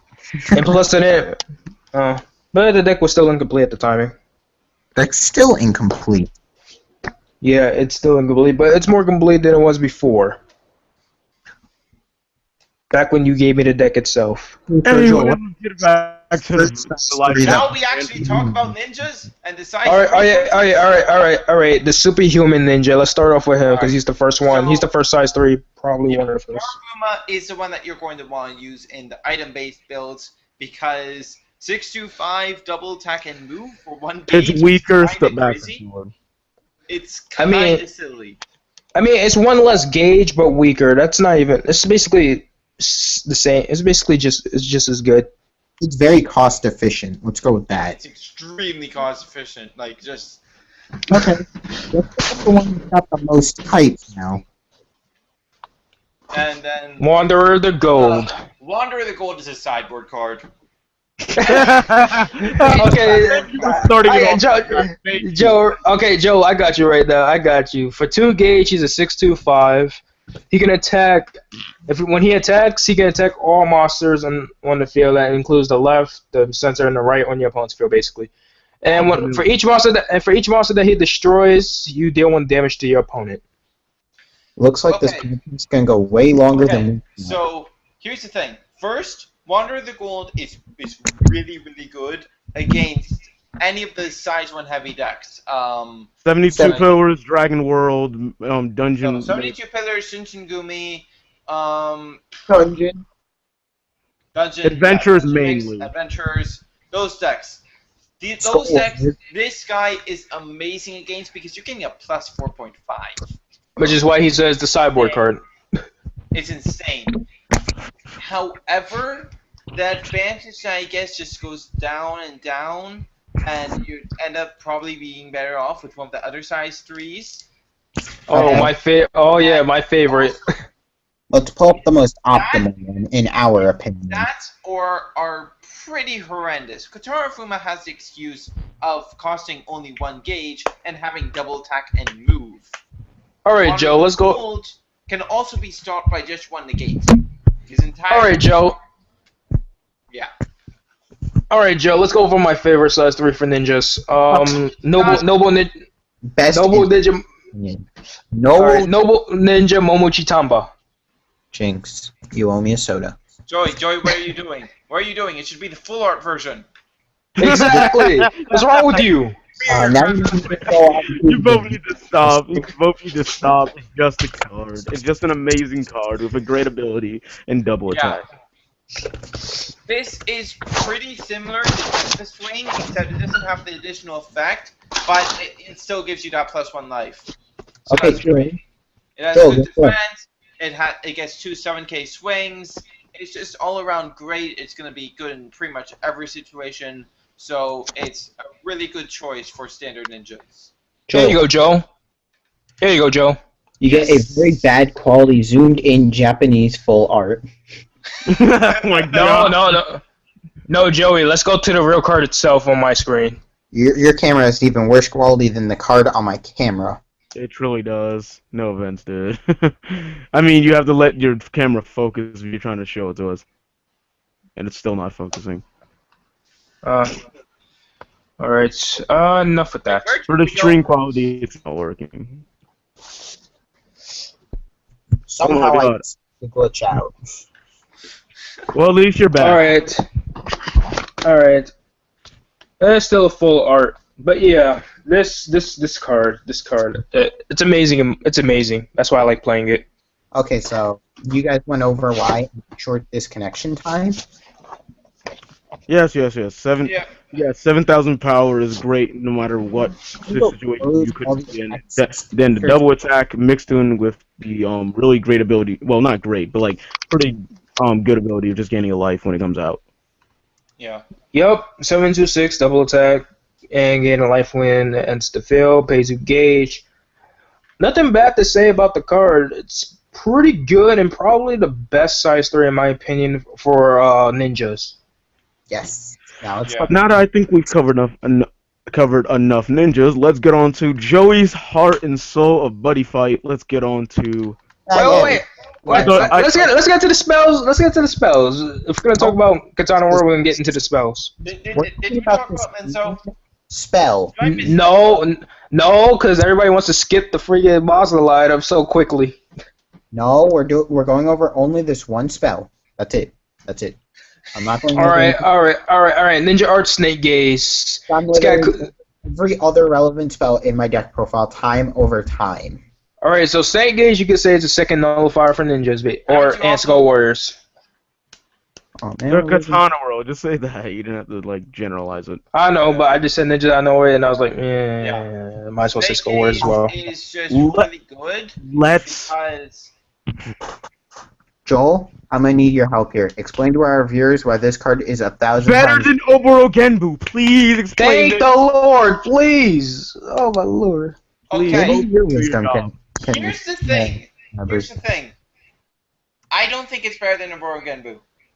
I'm gonna punch No! you. I'm gonna punch They're you. both on the same tier. Joe, think about it. Both ninjas and Skull Warriors like to keep monsters in the center. Oboro Genbu will never be. Oboro Genbu will never be useful if there's a monster in the center.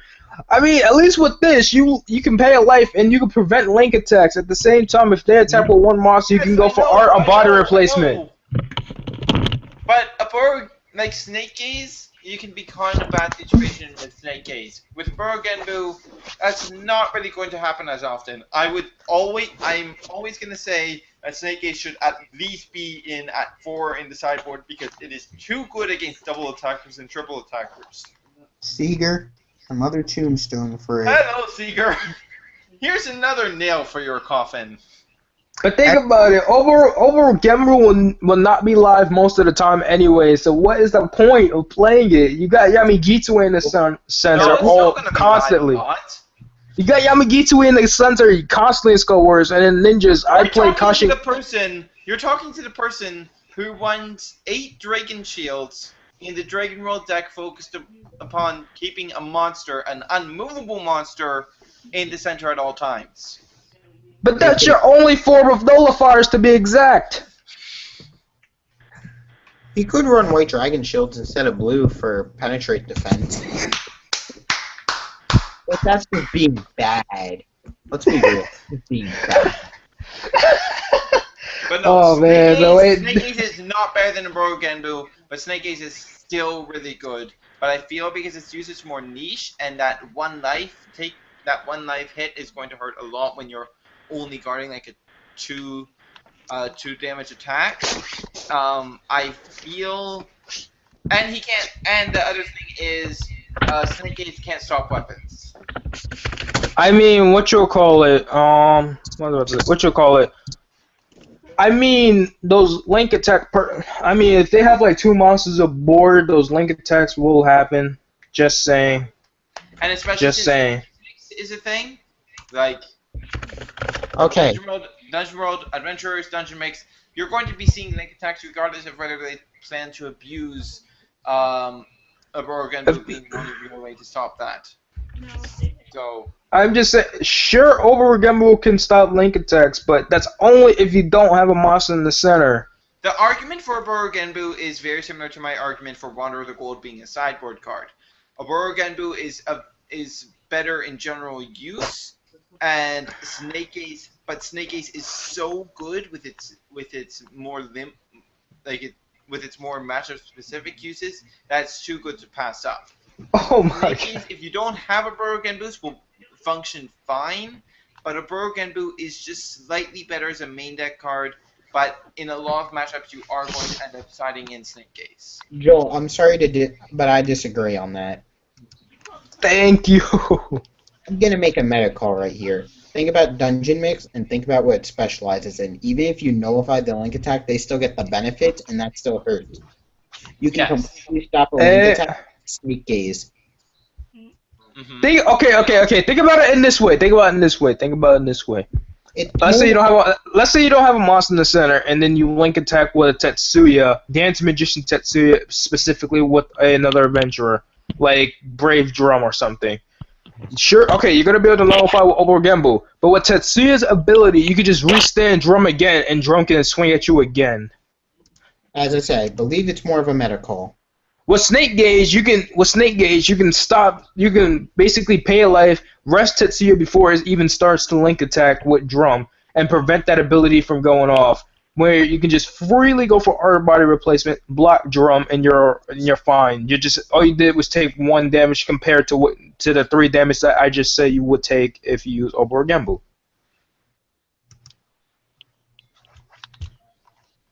That's one situation that could happen. Okay, well, besides that, we just reached our hour-and-a-half mark, so let's thank all our loyal viewers that are very few but still loyal for watching as much as this podcast as they have, or whatever you want At to call it, live least you stream. can. Of course, someone had to put this. At least you can block with Oboro Genbu. Let's not mention why I was even here, but I heard the entire conversation. Well, That was a long explanation to just say these cards have their own situations where the other is better than the other. But overall, we all have our own opinions. Anyway. In my opinion, Snake Gaze is better. I prefer Snake Gaze overall for meta calls and other reasons, but that is my opinion. Yeah, sure, medicals are fine, but when you're going to a big tournament, like, you're not going to know what the whole meta is going to be. When you're at locals, yeah, sure, you know that this card is going to be good against pretty much every matchup you're going against. That's fine. But when you're going to a big tournament, you need to make sure that you have the more general use cards, the cards that aren't going to potentially hurt you in certain matchups and in certain situations. We'll see how it works. Yeah, we'll see. We'll see how it works. Best of sword over Gembu. Copy and cards right, I can win. So let's go with that. So I think we've gone over this card for like 8 minutes now. I'm going on. Way too long. Okay, Joey. Let's just go with the Skull Wars. Let's just go. Really, really important Katana World spell to go over. Shinobi Demon. Scrolls. Not going over that. Ooh, nah, it's good, but Joey doesn't want to stay on the ninja section for long. He is right, but scale is so basic, a lot of players should know this. But let's start off with Skull Warriors. Joey, take it away. Evil and Heart Yamagitsune, the heart and soul of this deck. Most 99% of the Buddy Fight community. Because A, it's been shown that anime multiple times, and B, it's a really good card even outside of the anime. So yeah, let's go over it. 5/2/1 for a 1 gauge call cost. He has the ability to Darkness, which is whenever one of your Skull Warriors, including himself, would deal damage to your opponent, you may put that card, that or those cards into the drop zone, and if you do, draw a card for each of those targets. That's how ruling works, not the card text. So if, let's say I double penetrate with 2 Keyman size, which I'll just pull up now, for the love of saving time, I can send them both to the drop zone with Yamagitsune, and I can pull up Keyman size again, god damn it. I can send them both to the drop zone with Yamagitsune and draw 2 cards, which is such a beautiful thing, it really is. The draw power is real. And of course, Joey's loving the new weapon, 5 Heavenly Swords, Onimaru. Onimaru is just a great addition to his deck. You want to talk about it, Joey, because you love it so much? You know, I'm going to let Joel talk about it, because I kind of got infatuated with this card. And I'll pull up Onimaru. Onimaru? Yep, go ahead. Alright, so the most important thing about this card, you're getting 6,003 for 1 gauge for 3 attacks. Can you explain the extra benefits of Skull Warriors using Onimaru? Yes, because it only loses one of its uses when it gets rested, that means the old combos with Skull Warriors are now actually viable. Before, you would have to be constantly investing in your items to be able to keep this combo potentially active. Basically, the combo is your darkness, your center monster, allowing you to get an extra attack off with your item. And Onomao gives you a very high quality fourth attack, and also gives you just a very good item in general. Oh yeah, Joel. And the potential to dump a Skull Warrior from its soul. Yes, it also heals too. Joel, besides that, I do believe this is the one argument I beat you in, saying that this card should be running Skull Warriors at like 2 or 3. Because I remember when I first showed you this card, you were like, no. No, I wasn't. Yeah, you were when I first showed you this? No, I wasn't. You were. You said no. I was not. Yes, you did. Let's not get into a dispute about who said what. Let's go over the amazingness that is Skull Warriors. You might want to go over maybe another monster or undefeatable set. How about undefeatable Setsuji? Already pulling it. Setsujishi. I know them on him. Setsuji. Okay, you don't have to say it. I had the same trouble with this when I was doing the pros and cons on this. You don't have to worry about that. You want to have trouble name. But let's just let Joey explain the card. Undefeatable Setsujishi is a size 1 that's 4/1, no call cost, but cannot be called to the center. It has the ability Next Reincarnation, which is at the end of the turn. You may choose any number of Skull Warrior type monsters on your field, or Skull Warrior attribute, not type, and put those cards into the gauge. This card's just really solid for the deck. It gives you an extra way to utilize the monsters that cannot maintain over 1 turn on the field, and it can even replace the gauge that Garo uses for its Garo Slash if you do not have a Yamagitsune available at the time. Which means for extra combos, you are not really wasting gauge, but in a sense you could gain or keep an equal level of gauge, allowing you to use other gauge cards like Secret Swords and Skull Warriors at a consistent rate. The monsters that would be best utilized with this, of course, are Gagaku, Keemonsai, Flash Strike Yamai Heavy, Tempest Garo when you use a skill, and I think I checked every one of them. I thought I was saying more. Yep, those are right. I mean, you could also send yourself. You're like, true. I mean, but like, why send himself in most situations? Right. And I have to go at cards like Return to the Underworld and whatnot. It's turning to a very. I believe Return to Underworld is the core of Skull Warriors. Touchy, but I could be true. No, it is true. Oh, I thought you would try like. I thought you were like not gonna say that. Oh my God. It's this card is just as important as Yamagitsune is for the deck. It's basically Return from the Underworld is the core of the deck. It's basically. It's a second Yamagitsune. It's basically if it wasn't for Return, like think about it, if it wasn't for Return of the Underworld existing, Skull Warriors wouldn't be used. They would be quite awful, actually. Exactly. This card just makes Skull Warriors what they are today. If you don't know this, Joey, take it the fuck away. Oh yes. So in the deck, next equal in level to Art of Explosive Hades Fallen, equal to the importance of Evil in Heart Yamagitsune. It is a set spell that has no activation cost. Well, no, not activation, but set cost. And the activation cost is paying 1 gauge to call size 1 or less, which could hint up future size 0s for Skull Warriors from your drop zone without paying its call cost, which saves you an extra gauge when calling cards like Yamagitsune from the drop. And this ability can only be used once per turn per copy. I made the big mistake of misreading this ability when I first got the card for about 2 or 3 months, and I didn't even realize it until after the Vita Challenge, which kind of screwed me over, because you can activate 2 or 3 a turn, and when you, oh god, that's just some deadly combos right there. Always calling back a Yamagitsune plus Keemonsai, or Yamagitsune Gagaku, or Setsujishi Gagaku. You can get a lot of nasty combos. Many different plays. All for 2 gauge. Super utility. 2 gauge, you get draws? Why not? Speaking of utility, another card that combos really well with the deck, which can even be running minions if you prefer, Art of Explosive Hades Fall, a really deadly set spell that. Let's just go over how much fucking devil every single person on TBI, if you don't know, hates this card, except me. And me. This card's my best friend. Of course you love it because you play it. Like a But out of everybody, CJ has a true hate for it the most. Oh my! If you haven't seen the most recent match, wait, no, actually, it's not the most recent.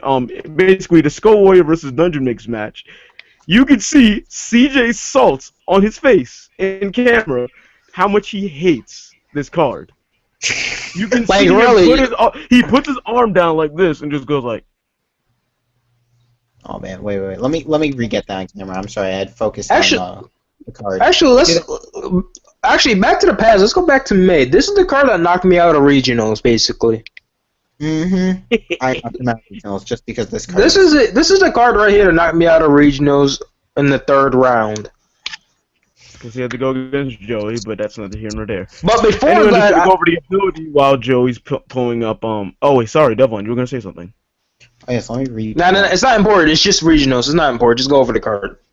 Anyway, there is a set spell, and you basically it's cast cost. Pay 1 gauge and choose a card from your deck, and put it face down in your soul. Always and shuffle your deck, of course. And then when a monster, your opponent, huh?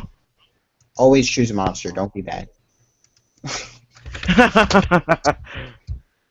Oh yeah, because it says choose a card, but of course you're supposed to choose a monster. When a monster enters your opponent's field, you may send this card to the drop zone, and then you reveal the card in here. If it's in the soul, if it's the same size, if it's a monster, it's the same size as the monster they called. You send this card to the drop zone along with the card that was in its soul, of course, and then destroy their monster, and then deal 2 damage to them. Why this card is so amazing is because it honestly is, outside of Magic Worlds Be Gone, it's the only other way of getting rid of things on summon. So, I mean, of course, you can activate counter spells on summon if they can destroy it, but I mean, this doesn't nullify counter spells. So, in a sense, you were wrong. I didn't say no. Because the only effect that nullifies a summon completely of a size 2 or less monster, but this card is still extremely deadly, removing any threat from the field instantaneously if you put the right card in and predict your opponent's moves. Or you could just setting up your own drop zone regardless and throw in a size 1 probably. On top of that, you take 2 damage. That burn helps a lot. Let's go with that. So of course, doing burn damage in this game is very, very essential, and your opponent can almost never do anything to stop that. The burn damage bonus is stupid. It's just it's stupid. It's stupid. You honestly it is so dumb. Say that to Yamagarasu.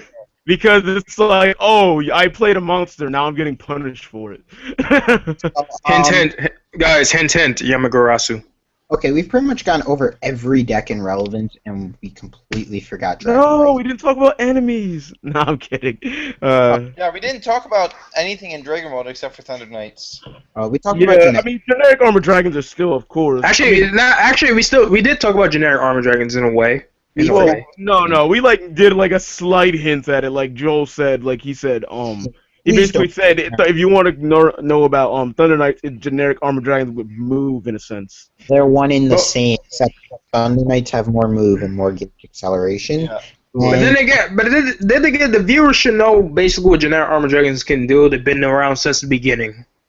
Oh yes, Yeah. They need to do different things now, and you can find out what I think about that on my channel. Or a future video. Hint, yeah. But the secret to running generic armor dragons these days is look out for that blue Dragon Knights. Just Boom, Dragon Knights. boom. All that damage. I mean, all that power. Okay.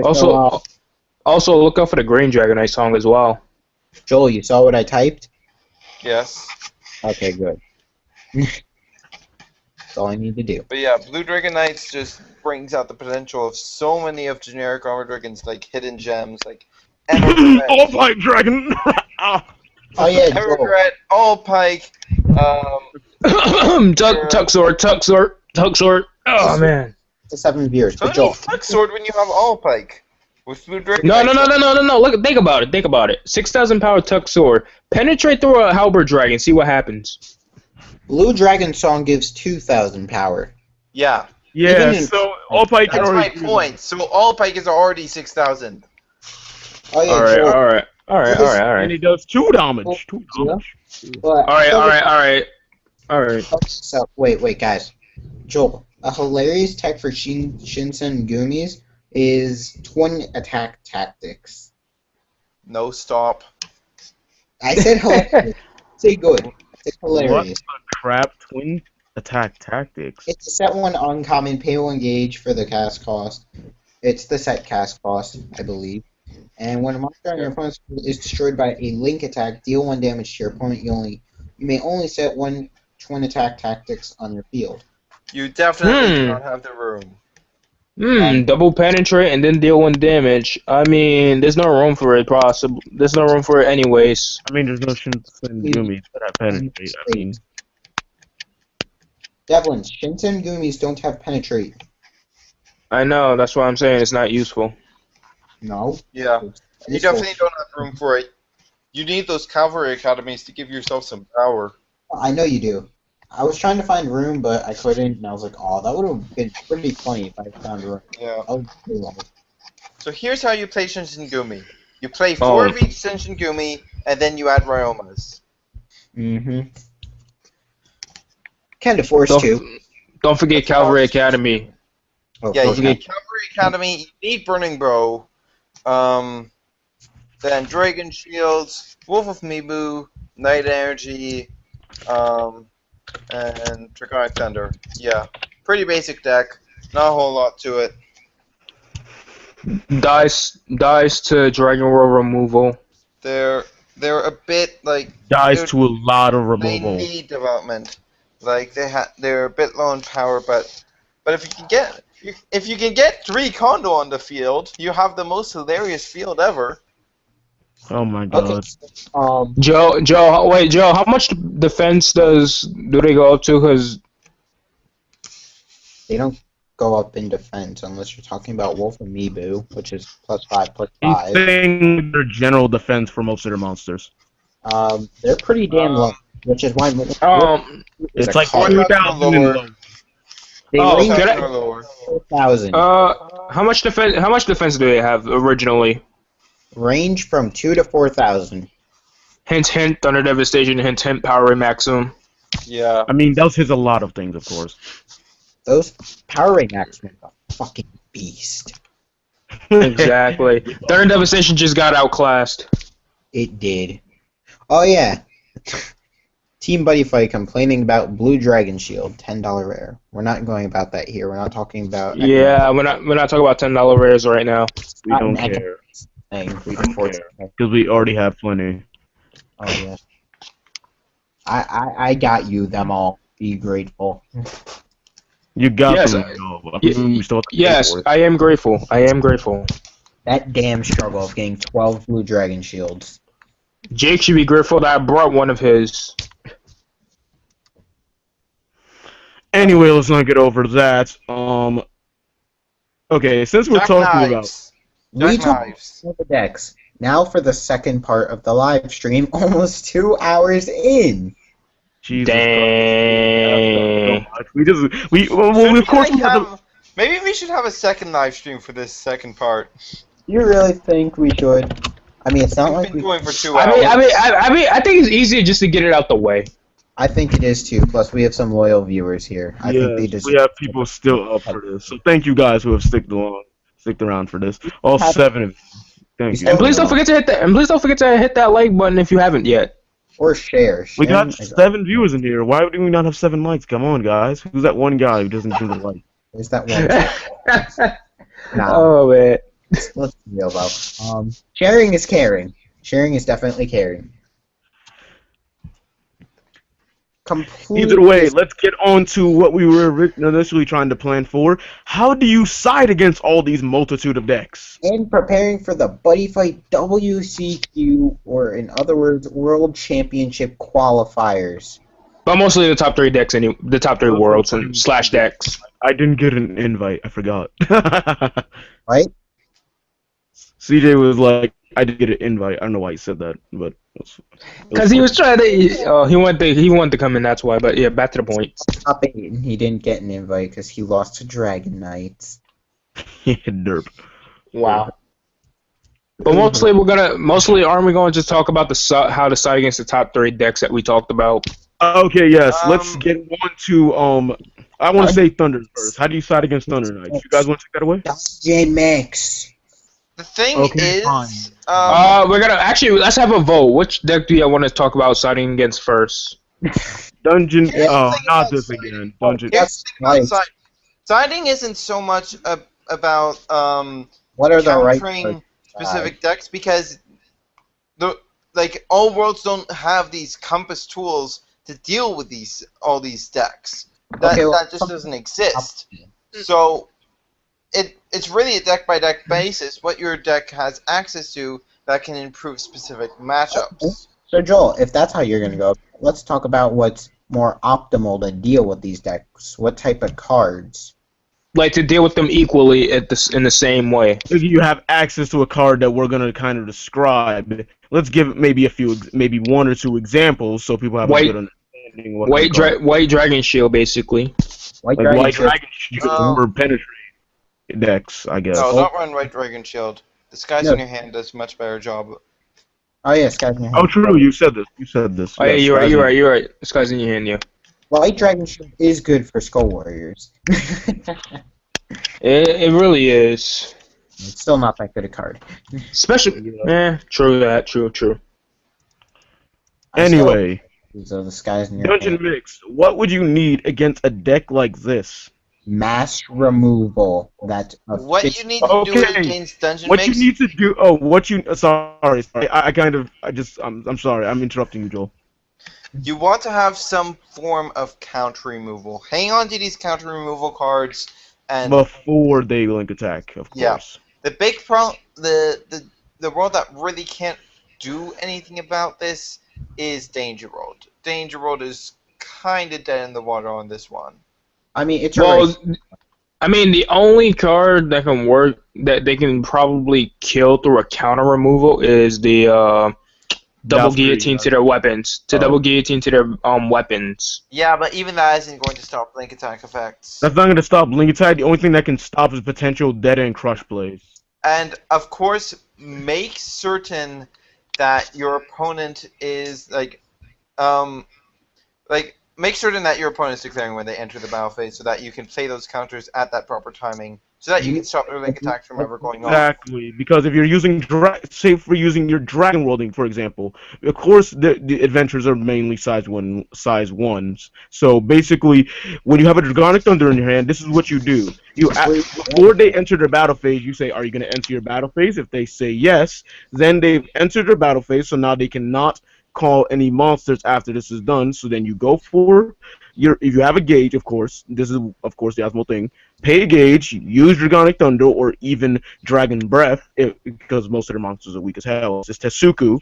But anyway, you pay a gauge and to destroy the adventure that would initiate this link attack play that they're going for. So now they're in the battle phase, and pretty much their play has been stopped, and it helps you utilize your maybe nullifiers in your hand. Even if you don't have a nullifier, now you take less damage, or you will not. It just helps a lot more than literally link attacking. Because what you must know against adventurers is that when they link and you say you use Dragonic Thunder, when they linked, they still get the effect off because they've already initiated the link attack. Once the link attack is performed, the effect goes on. Yep. I have a question though. I have a quick question.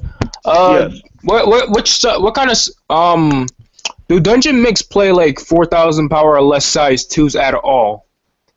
Not at all, usually. Orsa Klein's. Oh yeah, Orsa Klein's 4,000. Yes.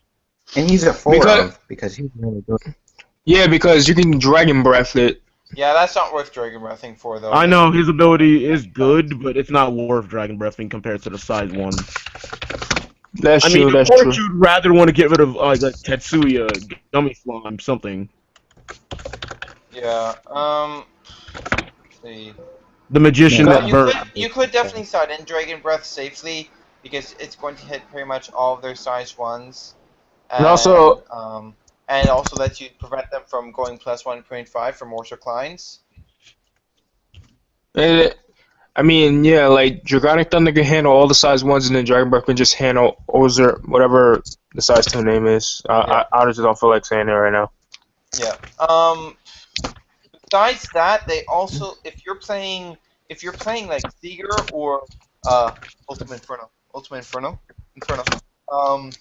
you have a really good matchup against Dungeon World, especially if you're playing Seeger. This is honestly probably Seeger's best matchup because Dragon Thunder and Dragon Flame Cascade hit pretty much everything in their deck. Unfortunately, their Game 2 is horrendous. And they also have a big problem hitting those high numbers. So when they have to do that multiple times, that leads them into a very bad situation. Similarly goes for Inferno. You have stuff like Dragon Energy and Dragonic Thunder, and they have to kill you a bunch of times. And you don't have the drawbacks of Seeger. So there's also that. Joel, the only problem is that very special Game 2 and 3 card. yes, Rolling Stone is going to be an issue, but not that big of an issue. If you're playing, you definitely should either have Skies or you have Rat Trigger, and with Seeker you can still evolve. That's true. Hey Joel, you should check out this comment right here. This will be hilarious. Honestly, the better play for a Dungeon World player to go for is to go for criticizing Kira.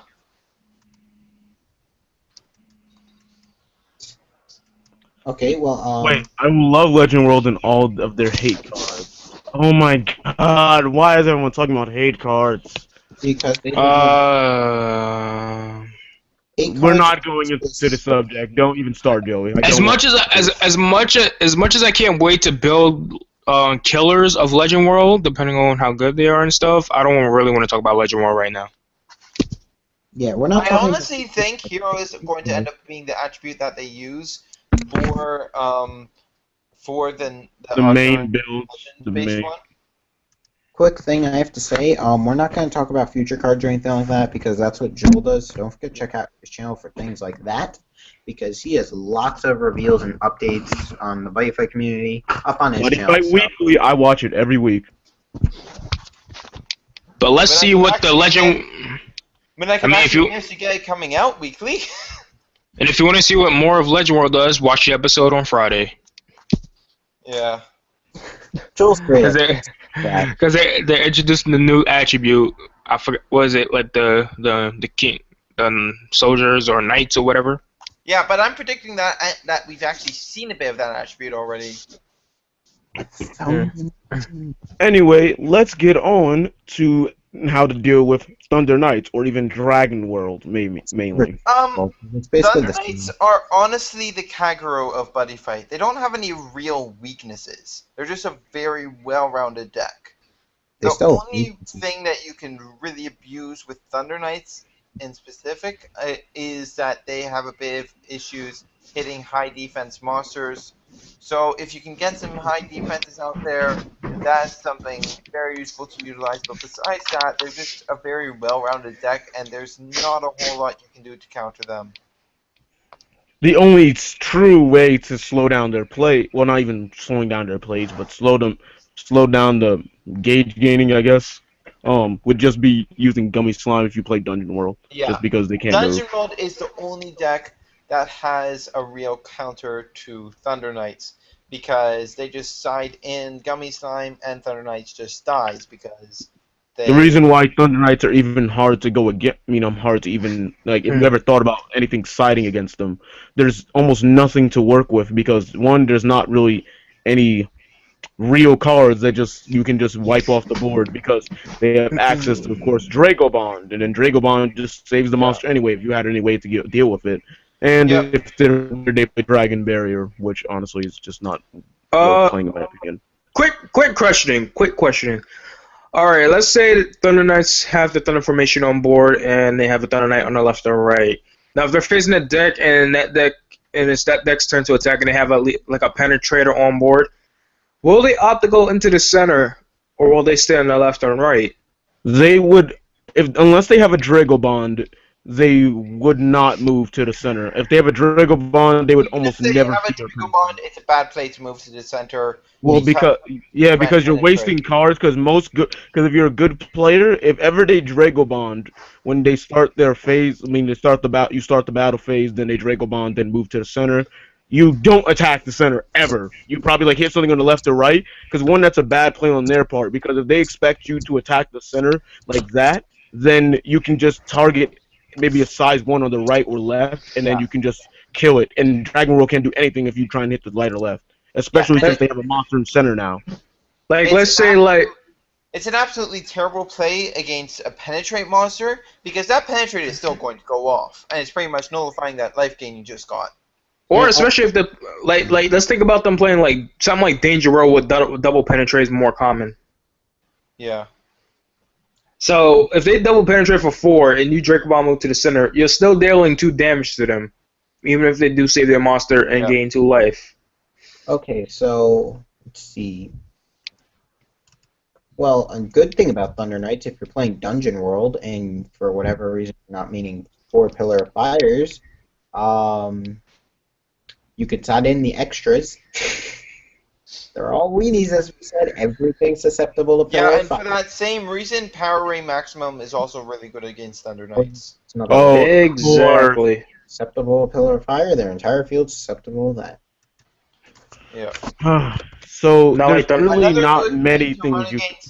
Another good thing against Thunder Knights is if you're a Katana Roll player, either side in Art of Item Blasting or go for Shooting Star whenever possible. Because if you can remove their Drago Anthem, that's going to set them back quite a bit. Yeah, true. Especially since they have to have one monster to constantly take care of their center. Even if it's other weapon, they kind of like to play Sunfist because, like we say, like always, we said, I think literally I've counted 6 times, these monsters are weenies. So if you get rid of Sunfist, they're a 6,000 weapon, they're going to be stuck being weenies for a while. Double Guillotine of Danger Boat is going to help a lot in this situation as well. They're like Thunder Knights really needs their items. Especially against Draco Anthem that can only attack the center. So if you don't have monster in the center, double guillotine will help you very much. Okay, so Joel, here's an interesting question from your point of view. I already have my point of view on this. Do you think there is an anti-meta world? A world that has more cards based on defeating the meta than actually becoming a meta deck? Currently released. Actually, the weird thing is, Or acts as an anti-meta. The most anti-meta deck would actually be Dungeon Mix. Katana. Whoa. Oh, fail. I was gonna say Katana. Like Dungeon Mix, it's really weird because Dungeon Mix is a meta deck and it's an anti-meta deck. The fact that Dungeon Mix is actually somewhat meta makes it so that Thunder Knights are practically unplayable because you're going to run into a Dungeon World player, and when you do, you're going to lose. Because of gummies, you can't deal with lots of their it's most of their plays. Yeah, and they generate so much more advantage than you. It's not even funny. So you're just gonna die to them. Okay. And they have. Okay, here's a good question. What are the best budget decks for people to build to go to a WCQ tournament? Enemies. Ultimate Inferno. Ultimate Inferno. No, get out of here, Joel. Dungeon enemies. Oh my gosh. Ultimate Inferno costs like $80. Oh yeah, we did the math. Enemies cost less if you don't. I mean, if you don't want. I mean, even with Blade Wing, the deck still costs about the same. I like that they're both competing with their own decks. Yes, because freaking enemies is good. Meteor Rain. 10,000 power, 3 crit penetrate. No, Jim, do not talk about Meteor Rain in front of me. Do not talk about Meteor Rain in front of me. I don't give a fuck if you're here or I don't care if you aren't here. I am going to talk about Meteor Rain. This card is amazing. Fuck you. Right. We went up. Like, enemies are pretty cheap, I don't want to but hear it. I'm pretty sure they're just a tad more expensive than Inferno. And I'm just pretty a tad sure less competitive. The expensive Inferno is sealed. You know Dangerous Fuse is a $3 card. Pillar of Fire is a $3 card. Why would that be $3? Isn't it a fucking trial deck? Because it's a trial And deck. only 3. I don't give a fuck. Trial deck exclusives are pretty expensive, in my opinion. They're pretty damn broken too, and you need a God fourth. damn You have, Exactly. you have to buy that extra. I mean, the nullifier's cheap as all but. Yeah, because it's already printed as an uncommon, and it's trial deck nullifier. You can get it in the trial deck and in the set. But Pretty yeah, much. Dungeon World in general, you can probably build for pretty cheap. It makes it Danger World builds are pretty cheap, and they're Especially Dual Dragons. Expedition 2. Yeah, especially Dual Dragons. But we don't really know what's happening with Expedition 2, so I can't exactly call them the top tier of Just competition. no more either, Armor Knight so- support so much. That deck gets way too many support compared to Dual Dragons. Yeah. Yeah, if anything, Dual Dragons deserve way more support than Armor Knights at this moment. Probably will. Just want some cool designs for the posters. I mean, with the cover card being Ace, which is an Armor Knight, it almost makes me feel like they're not gonna do this right thing. Ace's Rogue is Ace Monster, and he plays Armor Knight, so that was bound to happen anyway. And it's the Buddy Rare of set 3. When was the last time you saw a Dragonite on a pack cover? Exactly. Yeah, Character Pack 1 didn't have a Dragonite cover, and it was mostly Dragonites, in my opinion. Never mind, Character Pack 1 doesn't have a Dragonite, it just has Halberd. And Yeah, it has they mostly feature- Dragonites in They it. feature the bigger archetype. So Okay. it doesn't mean that there isn't going to be Dual Dragons or Dragonites in. Looks in like we Expedition the 2. fun fact. Dragonites have never been on the cover part of a booster box then. And pray to the Lord that Danger World gets a new impact that's even better than Drobunker. Thank you, please. Drill Bunker is garbage. We already got confirmation of a new impact, just whatever, but we're We going just to... don't know what it does and what it is. Yeah, let's pray that it's better and it's not weapon based. Okay, so let's get out of that because we're talking about future cards now. Let's talk about how to deal with Katana? No, I'm kidding. There's not really much. Well, of course you still can use anything spell and lots of things. monster removal. I mean, a lot of it's same things, which is what I like about this game. A lot of the sideboard is more generic than self-centered towards one world. Even the cards that carry dragon attribute monsters are widespread. You got Like that pretty goddamn awkwardly. I don't even know if I want to call it good. That weapon in Dungeon World that can just gain power if you attack a dragon and becomes 8,000. but they're better. Of course.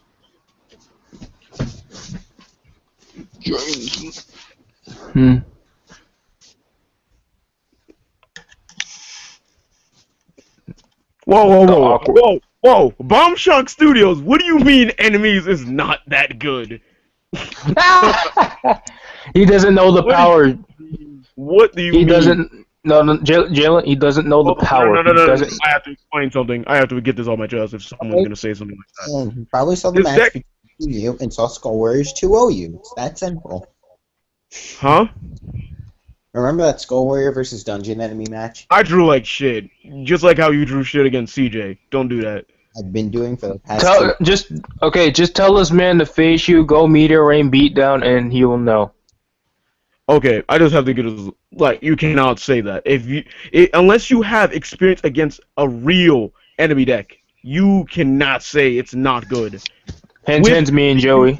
With the utility of destroying monsters at command, having 0 that has 2 crit, and a size 0 with 3,000 power and 3,000 defense, and a weapon that boosts your power continuously like a Drago energy, you cannot say enemies suck. There is Can we a just talk about freaking those Hound Cobalt? yes, both Cobalt, Dox, and Mamasheba are amazing. 1, 2, 2, size 0, That's not the one I was amazing. talking about.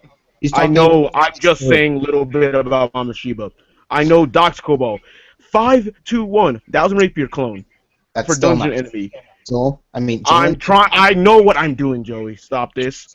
Demon Lord's Dungeon. If you have a Demon Lord and you on the field, you cast this at the beginning of your turn. You get to get it back for free. You get 1,000 Rapier back for free every turn, and you can stack these like Return from the Underworld. there is no excuse why you can say. And then mixing this with, of course, Dominion Rod. You can have a 6,000 mother freaking rapier on the field, and it keeps coming back. Oh, and let's not mention my buddy that has penetrate, and he can save himself by dumping a dungeon enemy. Oh, you know what dungeon enemy I can discard? Doc's Cobalt, and then get it back because he's a demon lord, so I can activate Demon Lord's dungeon if he's on field. And with Dominion Rod, because it's 626, 626 with penetrate and lifelink 2. Lifelink 2 is not important, but it's amazing. You cannot say enemies is a bad deck. It is not better than adventure or mix, but it's definitely a still good viable deck.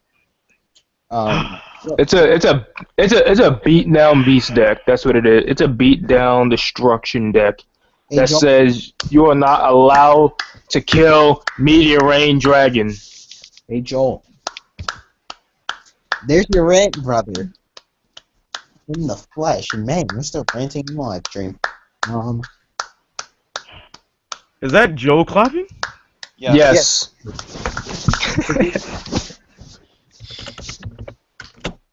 Yo, he said that he didn't say I they didn't suck. say they suck. I said they aren't that good. That's the same thing. Yes, it is. If you say they're not that good, that's the same way of saying they suck. Yeah, Because if you're saying they're not that good, you're saying... No one here was saying that enemies was on the tier of mix. I know that, but this person that's exactly my point. Like he's acting like he was saying in response to something we said as if we were overhyping enemies, but no one said that enemies were better than mix or even on par with mix. Then again, we barely talked about enemies that much. Exactly. Good lord. We barely talked about them that much. Hello? Oh my god, it almost inspires me to start doing rant videos again. Please don't. Oh my lord. Why not? Why not? It got me lots of views on my original channel. Because I don't need that on this channel. That's not what this channel's about. Wow. I mean, I'm Vanguard, and he's still got plenty more subscribers than us. It's still a fact, though. DC Sound Ninja plays Yu-Gi-Oh, okay? I said I am Vanguard. I am Vanguard Rants. And Does? huh? Didn't he do, like, one rant video? He's done like 2. Subscribers? I'm not saying I would do it regularly. I just said I can do it once in a while, like maybe once every 5 months. Wait for once in a full blue moon. Joel, what do you do when someone says something in a video? You type an essay, right? Yeah. Just do it. It's so much easier. Just type it out, man. Okay. Type an essay. Type an essay of your whole opinion. As I said, you two are rant brothers. End of story. Even if it takes up 3 pages. Even if it takes up I think like. that's why Joel clapped, because it reminded him of himself. Literally seeing Joel's essay say, read 76 more lines. Exactly. It was like, exactly. When I saw those words, I legit grabbed the water and say, "Let's do this." You have to be like a completionist from that one video gamer for freaking typing rants. Like, good lord. Joe loves Okay, I am so sorry to all my viewers for letting my emotions get to me, but you can't. Angry rant. Yep, Joe loves my reference. It's official. You can't give an opinion without having facts to back it up. That's all I have to say about that. Indeed, you can. Which is why the show gaming with long explanations and actually. No, it's funny. It's like that one comment where that guy says that we suck, but he didn't have anything to back it up. Like, we responded to him. Oh, I love Joe's comment. Such constructive criticism. You can't. You have that. If you don't have nothing to back up, then don't say anything. Indeed, that is wise words. But do we have anything else to go over? I mean, most of the decks are just getting the right type of destruction and widespread removal / Yeah. It's really a type of strategy to put in the sideboard. And we basically know the decks. We're gonna basically predict what decks we'll mostly see. You need to recognize the the matchups that you can drastically improve with your sideboard, and the weak matchups that you need Don't to be do able much to to fix you. with your sideboard. That's Exactly. what you use your sideboard for. Well, it's basically we can basically predict what we're mostly going to see in the meta in the WCQs. Hint, hint, Thunder Knights, and Dungeon Mix. Is there are certain matchups where you're going to have to at least prepare yourself a little bit, maybe tweak your main deck maybe a little bit if you really fear that matchup that much, or just have cards in the sideboard which can help you more in this matchup based on your deck build or anything like that. So pretty much we just believe that you're going to have to know that these decks are gonna be certain decks are gonna be there, and you should know how to deal with them or what to do against them. True. I'm so That's glad right. my regional isn't like any later than it is. Because The Ontario Because he has- regional is literally the last regional before Booster Set 4. oh, okay then. So you didn't want to be a guinea pig like we are. I'm not. Right I after mean, EBO. oh my lord! Like we got 2 days before 2 days before regionals, EBO2 comes out. That is a lot of. Like I'm literally like I'm as soon gonna as feel your EBO2 is pain. released, no, it's as soon as EBO2 is released, I'm reading every single thing. Jay, Exactly. school earlier, right? Huh? So, EBO2, we're probably going to end up seeing quite a bit of Armor Knights in the meta after EBO2, just because hype, and the new Dragon Road archetype that's coming out. Oh yeah. Azure Knights, and of Well- course we had to see that technically there's going to be a drum version. We're not talking about that's future card stuff. That's stuff coming out in the future. Well, it's part of the meta. It's going to be in the meta for the majority of the qualifiers. It's another version of Dragon World. We know this is going to show up sometime. And out decks and reviews. Hello, can another world get another type now? No, because Bushiroad has to push their most favorite world. Well, whatever. Joel, you can do that on your channel. That's when the reveals and stuff come out. That's why you're here, right, Joel? Well, I gotta worry about picking up the Danger World stuff from EBO2, like Bold. Another Danger World Nullifier. Why we get boxes? Phoenix Wall kind of counts. It's just a weirder version of It's basically White Dragon. It's White Dragon Shield. White It's basically. you know. It is White Dragon Shield, but that's I besides can't wait. that's besides the point of what this beautiful live stream is on. We've been doing this for like 2 hours and 20 minutes, I believe. Yes. So, So yeah, you guys want to wrap this up now? yeah, I think it's a good time to wrap it up. We pretty much got over what sideboarding exists for and all that. We talked about all the decks. There's Talk one about- question from Team Buddyfight before we end this. How do you think Buddyfight will be in the next 5 years? Okay, I'm only a philosopher. I can predict some things, but I cannot predict something like that. I think that in that long of a time period, we're going to see mixed A flags. multitude of worlds in a multitude of different things. I think we're going to see mixed flags. I think we're going to see like Please be very limited and never make Dragon mix with Magic. some things I'd like to see are like maybe making generic flags that give bonuses because you only can use generic, or like have flags that restrict you from using generic and give certain bonuses and stuff like that. That would be really cool to see sometime. When you said What? mixed world, I got And scared of your idea. maybe around the 5-year mark, we'll finally see Hero World. Okay. Maybe. Okay, so wait, before all that stuff, We're gonna. you want to mention it? I do want to see the buddy calling mechanic developed on. Yes, definitely. Whether it be like an extra bonus for calling your buddy or like new forms just for your buddy. I don't know, something really cool. Actually, what are they gonna introduce? Any new abilities? Like they just introduced Spirit Attack. Or are they gonna introduce any more new abilities within the 5-year mark? Well, maybe in the 5 years they'll finally tell us what equipment change does. Oh, definitely. Ah.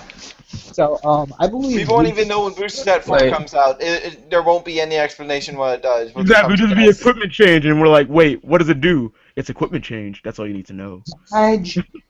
Okay. Well, actually, wait. I got an idea. What if they come out with like a new ability called Nuclear Attack? When this monster attacks, destroy all cards on your opponent's field.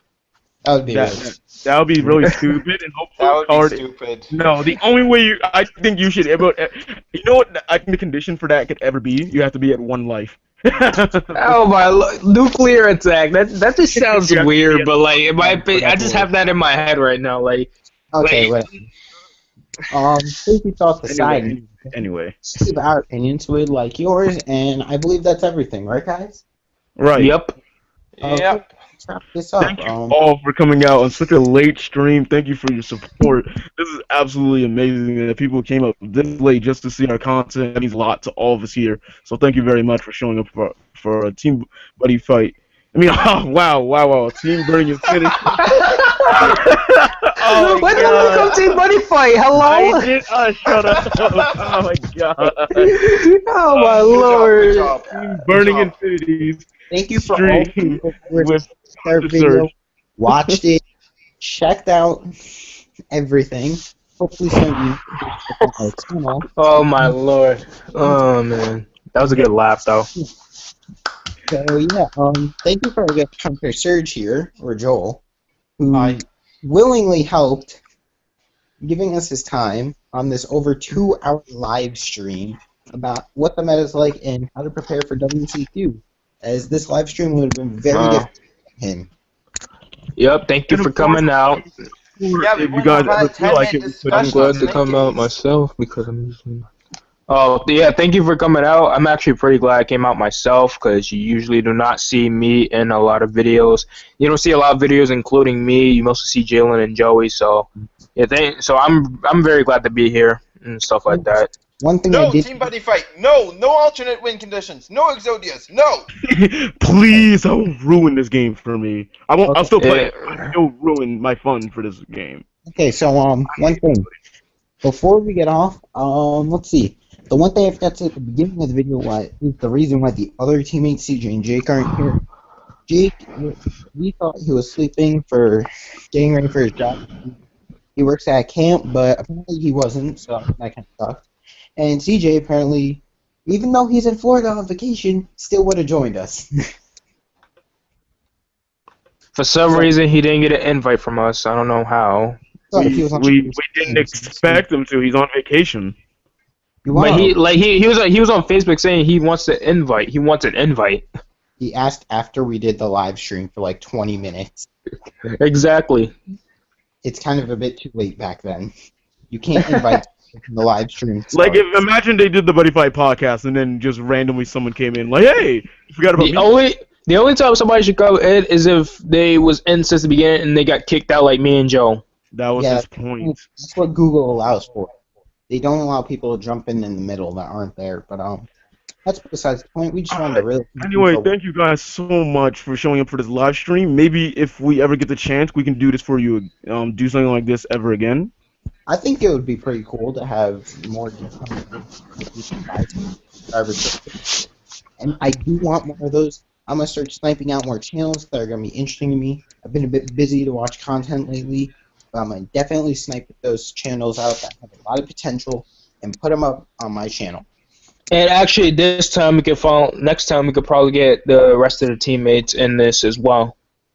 We'll try to get as many as we can. Of course. So that's everything, right, guys? Yep. Yep. You have anything you want to say to our viewers/subscribers, Joel? Inferno is the best deck. Of course you would say that. I was expecting to hear subscribe to my channel. I'm not subscribed. I'm not surprised by Joel's saying. So Inferno is love. Inferno is life. That's reserved for Gummy Slime, my friend. No. Maybe Inferno can get that saying as well. Okay, Jalen, you know how you went in that entire rant about dungeon enemies? Yes. That was kind of pointless. Why? Because Bomb Shock is one of BitStriker's alternate channels. He wanted to troll you. No!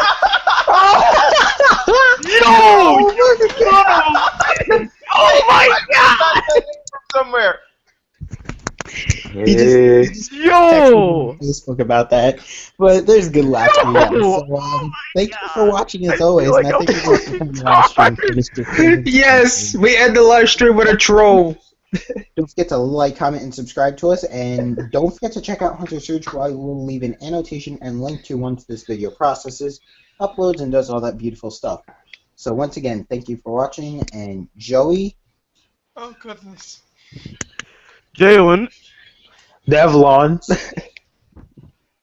And Hunter Surge. We're going to be Ayo. signing off now. So thanks for watching, and catch you guys later. Peace. Later.